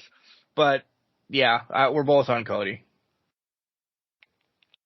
Anticipate a disaster kick into an F5. Oh, yeah. That's that's probably going to happen at some point. Yeah. And he's got to give like 75 crossroads. Yeah. 75 crossroads. He's going to take about 10 German suplexes. This isn't going to be a pretty match. No. I mean, listen, Cody can wrestle, and Brock can do what he does, but I don't think these two mesh well together. It's not going to be an instant classic. This is going to be a 10-minute brawl for all, and hope for the best. I hope it's not a brawl for all. That's a horrible callback. If it's a brawl for all, Brock wins this hands down in 3 seconds. Yeah. Punch the peck, he's done. Punch the peck. Those big ham hocks that he has for hands are going to win that match. So I hope everybody has fun in Puerto Rico Saturday. I do too. Tonight. Hope everybody has fun in Puerto Rico tonight. I hope it goes better than what the last time they had a major event there. I'm not talking that into existence, but back in 2005, seemed like every match something wonky happened. There was an injury some sort of way. So let's hope for the best for these guys. We'll cover it next week. We'll see. No titles on the line. This isn't even an eliminator match. It's just, hey, it's there. This is just a feud between us right now. It's a premium live event. I got to pick up a win. And we still could actually end up tied because only 2 separate us. So, well, if it goes like Bob wins and Austin loses, but then the Bloodline wins, we're tied. If this goes the way of WrestleMania, I'm not even putting my eggs in one win on this point, on one of those separator wins. So Yeah, no doubt. All right, guys. That's WWE. That's the draft. That's predictions. We come back. We have a little bit of I don't know. It's a game that we found that we want to play and kind of wrap this episode up. I love it. Let's do it. Hey, everybody. This is the sexy fireman, Jason Tyler. And make sure that you follow Can Crushers Podcast everywhere on social media. And make sure you're up to date listening to all their podcasts wherever you get your podcasts. It's time. Oh, it's time. It's time to theorize here on Can Crushers Podcast. You thought of that all week. No, I literally just thought of it now. So I loved it. Thank you. Thank you.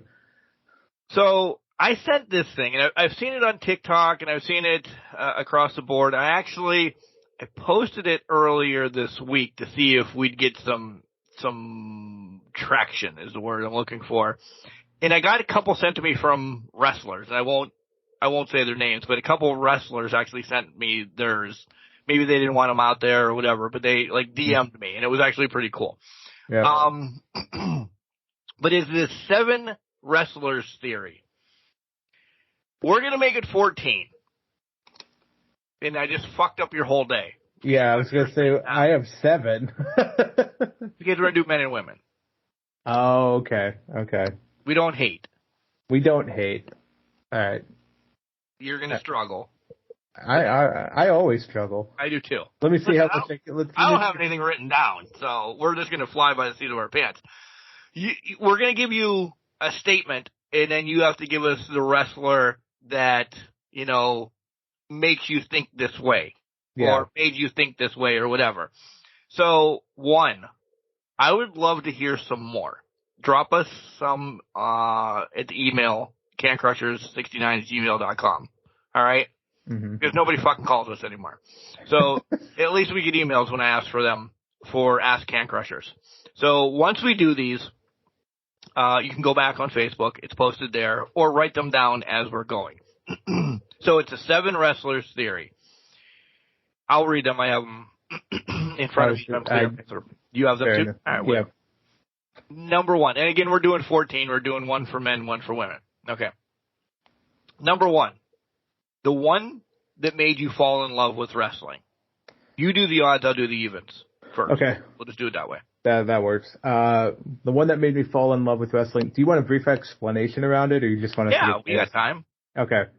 So, the one I thought about, obviously, went men, when I was thinking about it earlier, Bret Hart.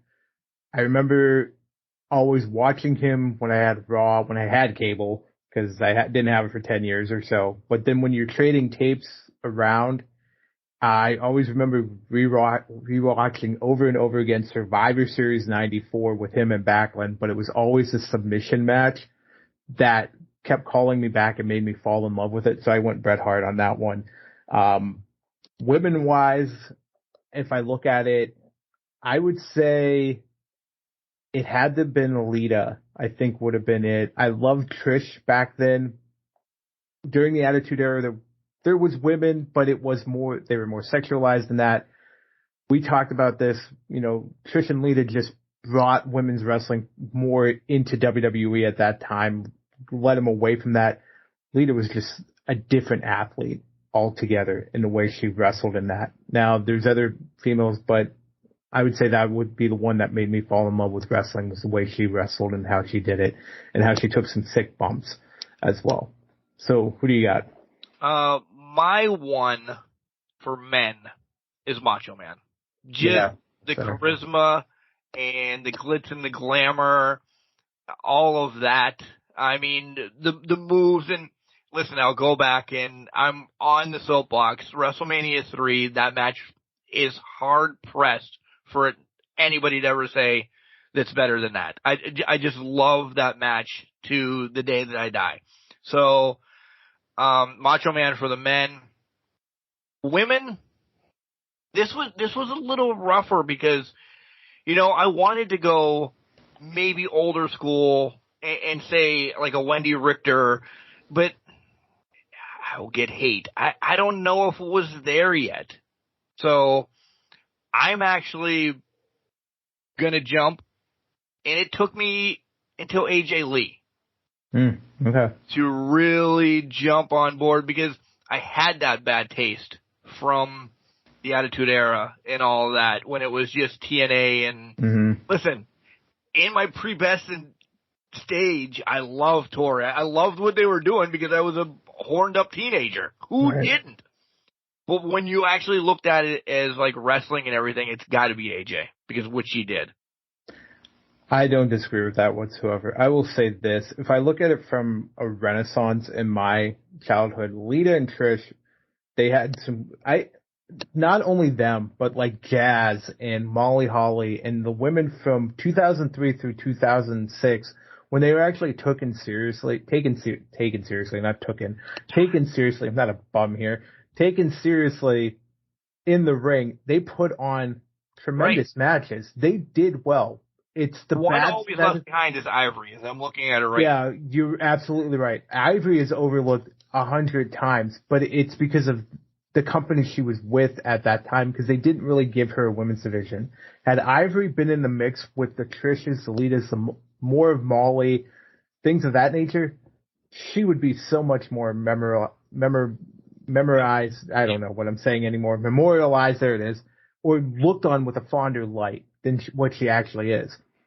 But if I talk about in a Renaissance thing that made me re-fall in love with it, the one show in time, Brooklyn, TakeOver, Bailey, Sasha, because at that point they had great Fatal 4-Ways before that, but that really solidified to me that was the Renaissance and that the women were actually back and worth watching, because there was that gap. There was 10 years that it was like, and I hate to say this, I hate to say it too, but it just wasn't, the matches just weren't as compelling as between the outside of that time frame. So, but the Renaissance helped a lot, but yeah, so fair enough. Okay, number 2, your newest favorite wrestler. So I'll go. Yeah. I would imagine mine's MJF. He can fucking do no wrong in my book. Nothing. I don't care if he would. This is horrible. Happy birthday, by the way, Mom. If you dig up my mom and spit her on her, put her back. He does no wrong. I see one line. I had a rough day on Tuesday, but I'm bringing it back up. Like, MJF is just, he's the Roddy Piper. He's this, he's that. He's just that. And I'm like, yes. So, MJF, new favorite wrestler of all time. I'm trying to figure out how I can get something Burberry wrapped into around on the tattoo, just so you know that that would be sweet. Yeah. It's gonna, I don't know, somehow. And for women, listen, you know how much of an advocate I am, and how I just want to name all these independent women that I follow and love and everything. But I'm gonna stick and stay, with Britt. She's not new. I understand that, but she's there. She's new to some people, so I'm gonna bend the rules to myself. Like, again, Britt is hometown, just that in the other. So you've heard me gush enough about Britt over the years. You gush about Britt. I'm surprised at that. Yeah. Newest favorite wrestler, I went actually Takeshita.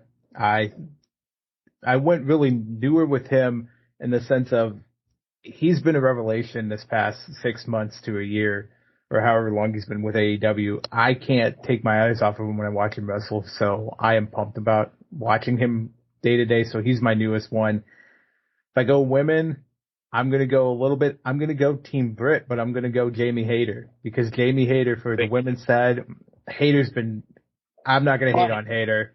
Yeah. Hayter's been money when you didn't think so. So, Hayter on that one.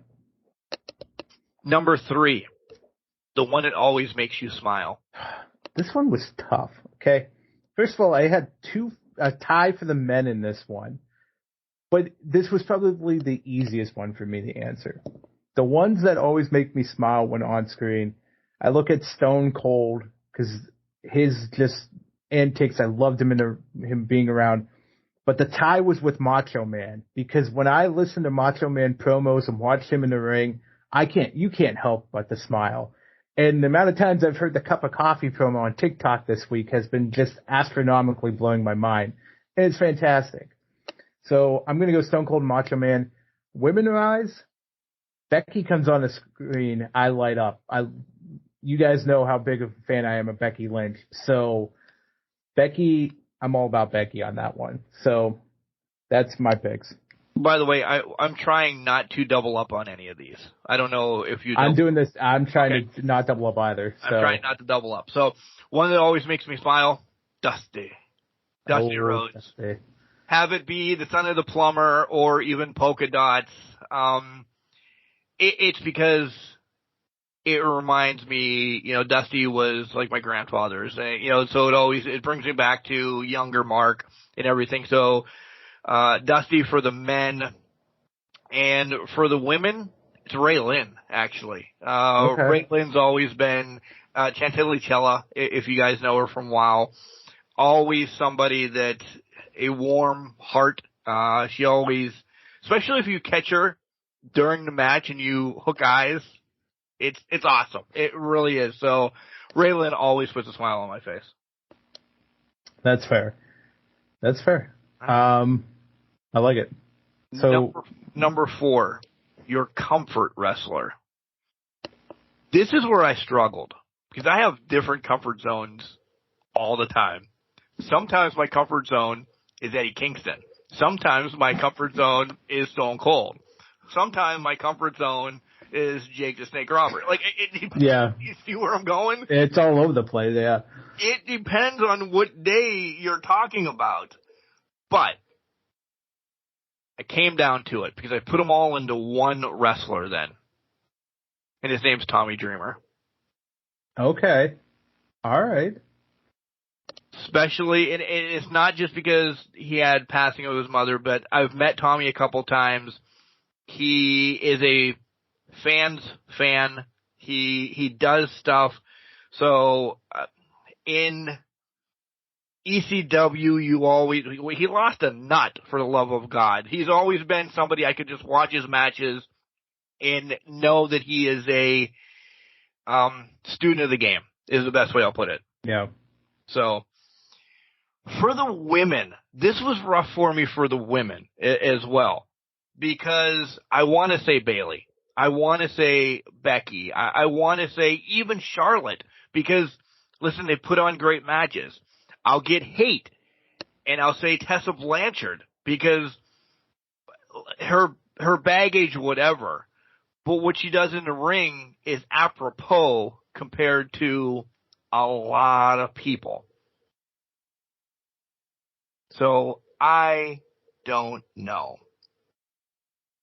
Maybe I'll have to take Becky on that one overall. Okay. I mean, it's a tough choice for the women overall. For this one, in thinking on the fly with the women and that, for the overall category, I took this as when I'm looking for just wrestling, to put wrestling on, who do I sit down with to just watch? And who do I make a point to watch in full matches that they've had, things of that area? Because that's my comfort zone. That's where I sit there and I'm like, man, this is we've already looked at this one differently. I went caricature wise. You're actually going match type. I'm not even going match type. It's more of when I think of who's going to make me sit down and watch wrestling. And what is I still get goosebumps every time I watch those matches. I'm still like giddy. I'm like, this is my favorite thing. This is why I love this business. Ben-wise, it might sound sadistic, but it's Mick Foley.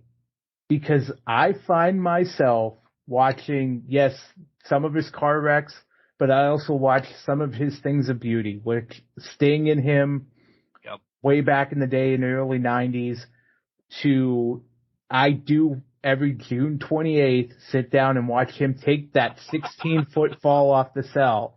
I was there, by the way. You know that. I did not know that. I did not know that. Oh my God. I watched that every June 28th. I watched the Rumble with him and Triple H on that day. I can't remember it off the top of my head, but I watched that every year on the Rumble.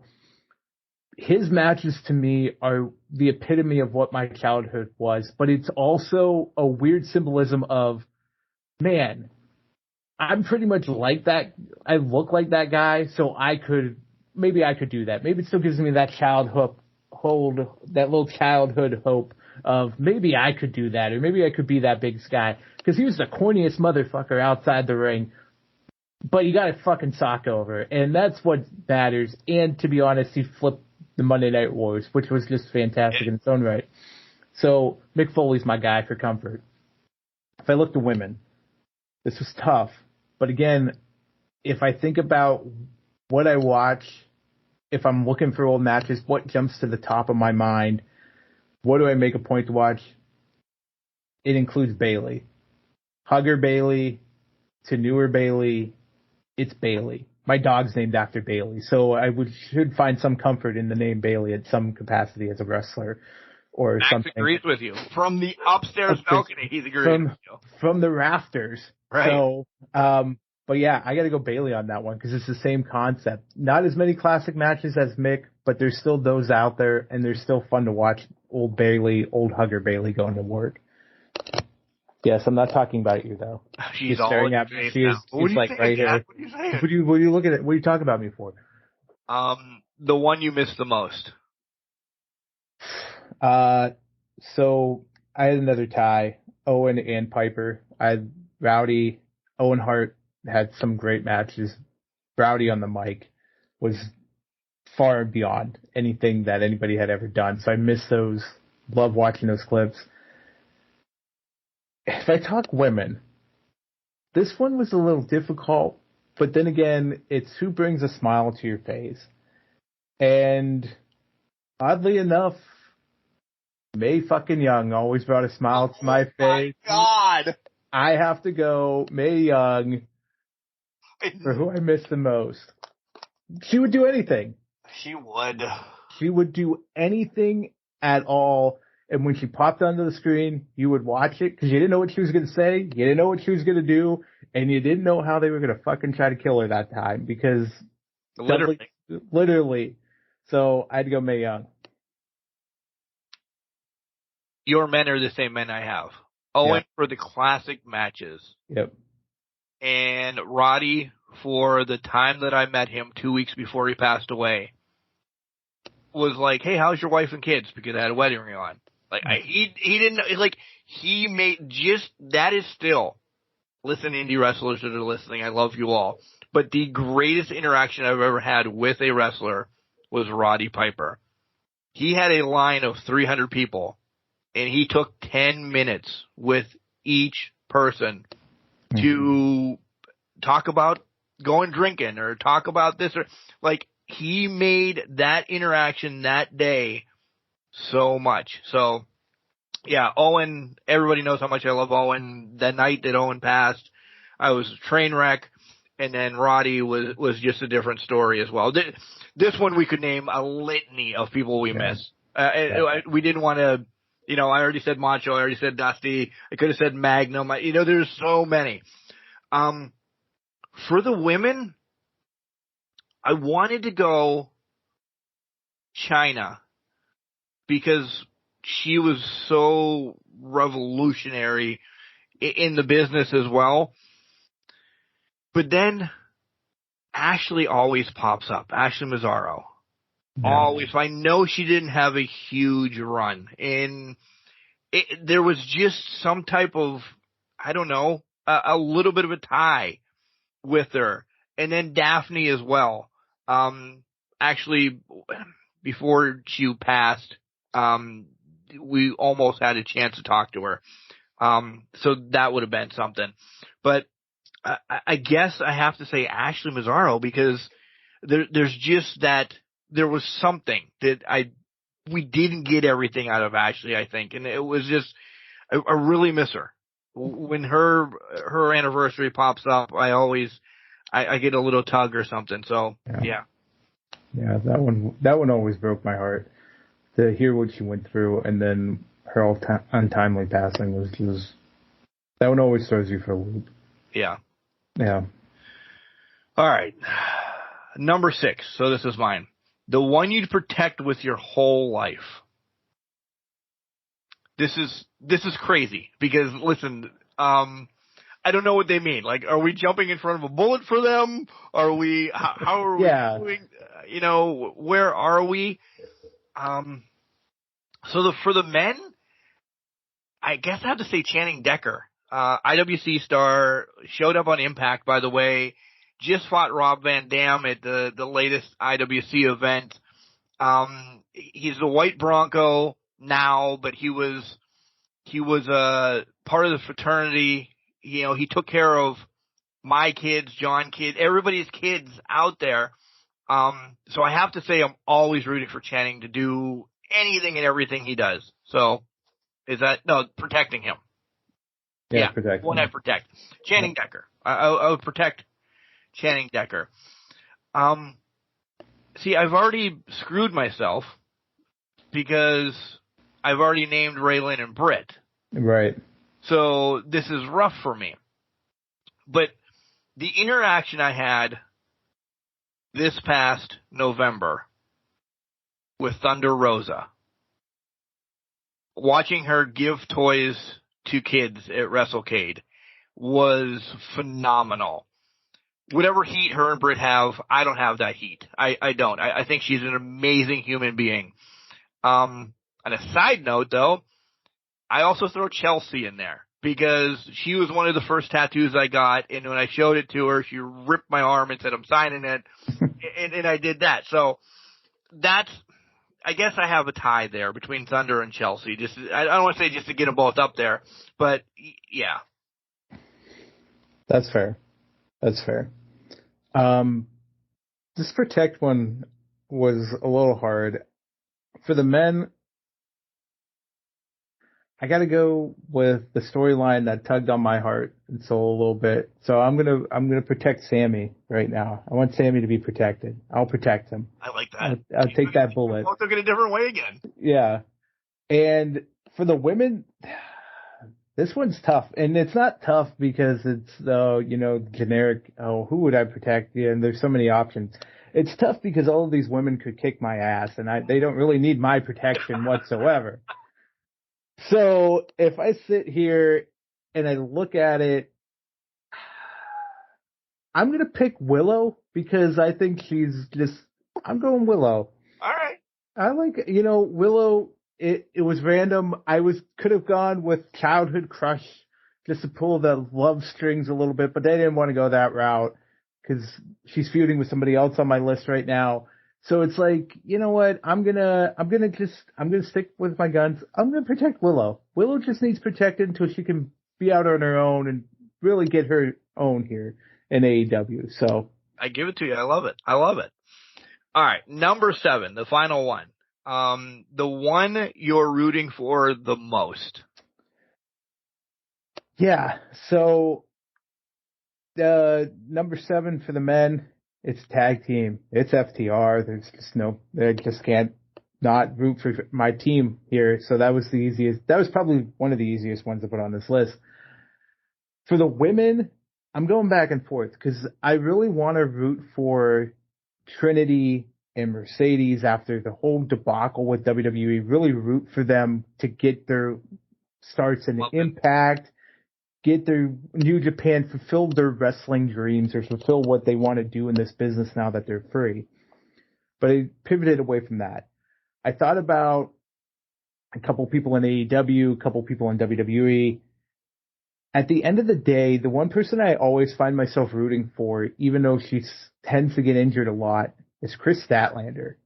I will, from the livelong day, I feel like I am just a Statlander fan. I am all about Stat. So I'm hoping when she gets back, she wins the TBS title. She finally gets a run at the world title, and I hope she just stays healthy to do that. Maybe I should make her my protecting one and then pick somebody else for this one, but I'll go with Stat on this one. I'm always rooting for Stat. This one was the easiest one for me as well. When I went backwards, I guess. The man I'm always rooting for is Wardlow.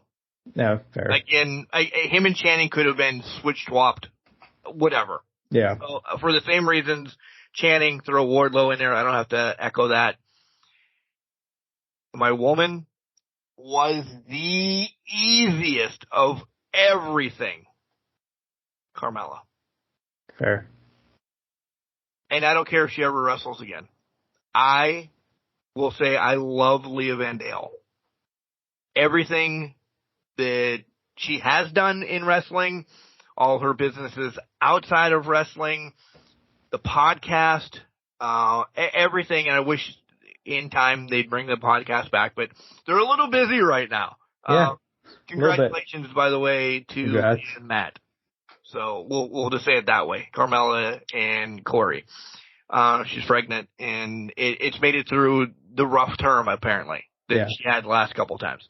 But I will always root for her, no matter what. She's a hometown girl. She's a next door neighbor. She's just that girl that I'm like, I'd give her a high five, slap her on the ass, and tell her good game. There's something about her from day one coming in with Soft and Enzo that I've just been, boom. So I will always root for her. And again, I'm going to say it like this, being the mark that I am, the dickhead that I am, I root for Leah, the human being. If Carmella never returns because she's a happy mom, I'm still rooting for Leah in life. That's a valid statement. I would root for her in a heartbeat, so I can't disagree with that one.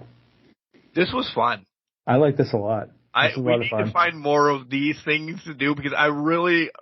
We echoed some. We had some people maybe same on the list here or there. Maybe Macho Man was the only one. I don't remember because I forgot already in the 20 minutes or so. We were dead on for the two we'd missed. Owen, Piper. We missed them. We brought those back. We both had Macho Man on this. We hit around, I think, the same time periods, the same people in some aspects. You went a little bit deeper in the internet, in the independent scene, while I stick more to the more traditional, big brands. But I think we were pretty much on the same page, I think.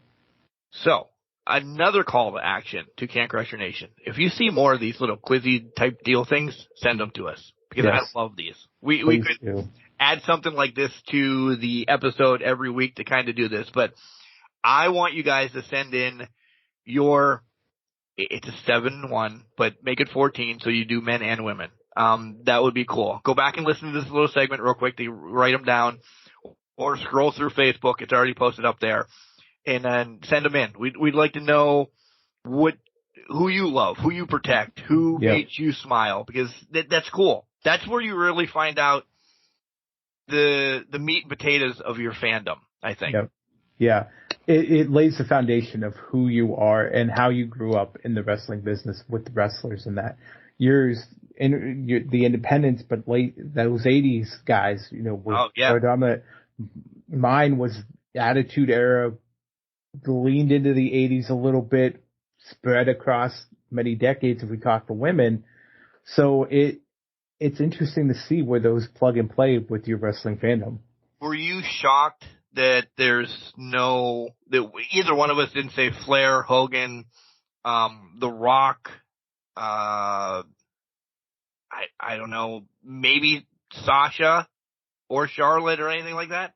I was actually about Hogan lingers. Listen, I understand he's got a pass now too, but listen, what he did in wrestling, yes, he was one of my favorites.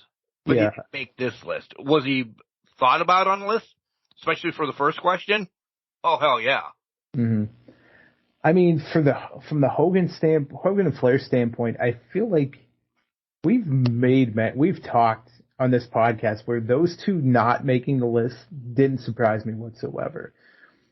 When you talk Sasha and Charlotte, I've made it no qualms that sometimes Charlotte's just not my cup of tea. Right. She was at WrestleMania, but sometimes she's not. Sometimes she's not. Not, yeah. Me too.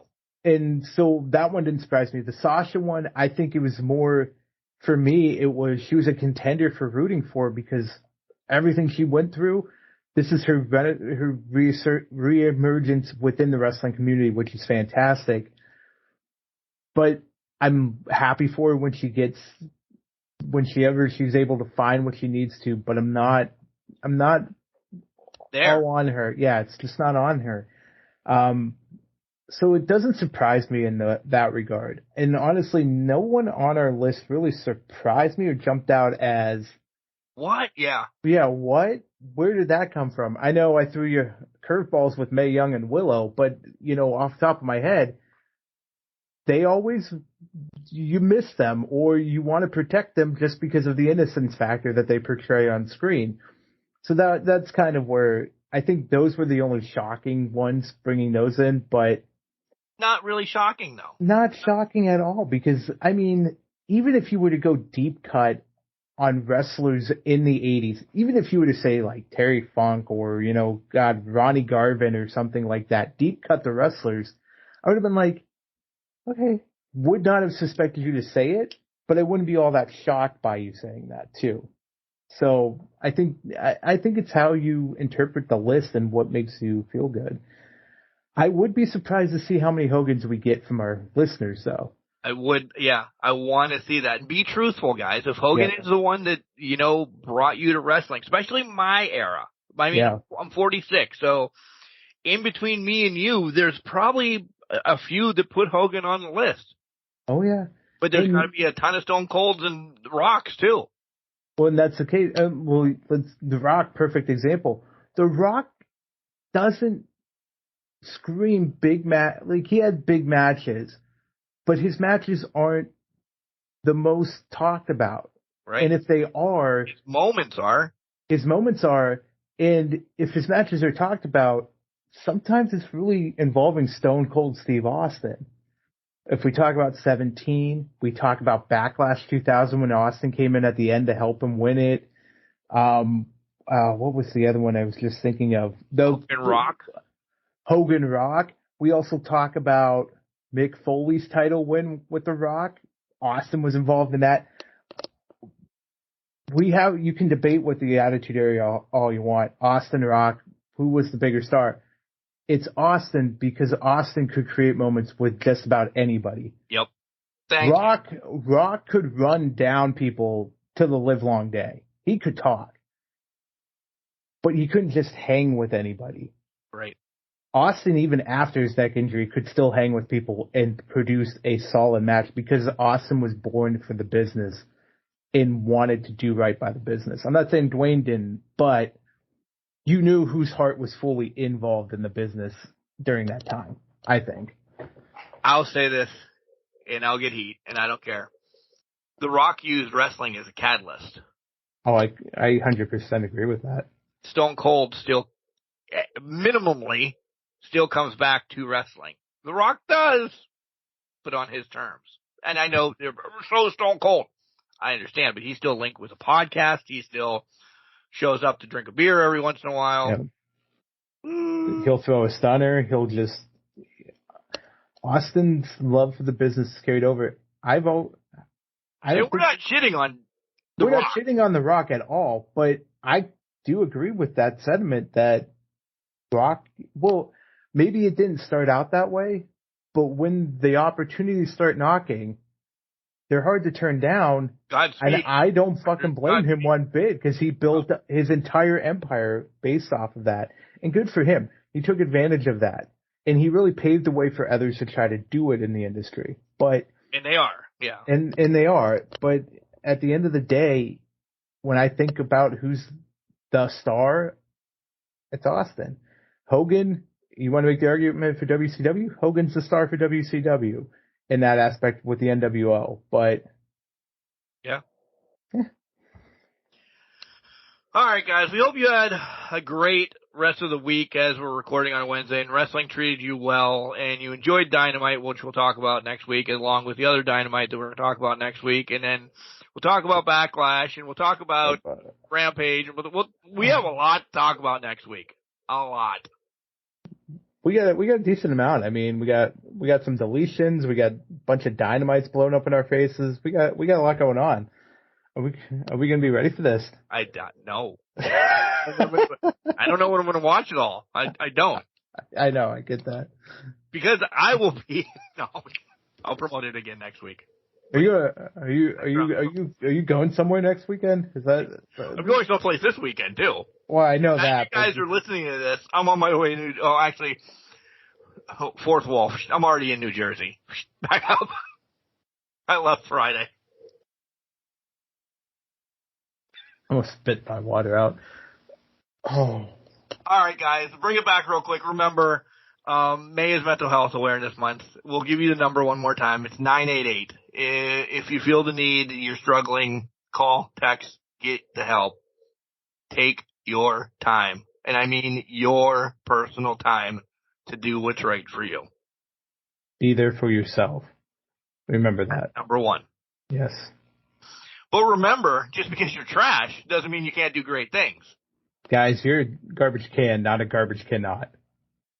Make sure you tell your loved ones that you love them. Because you never know.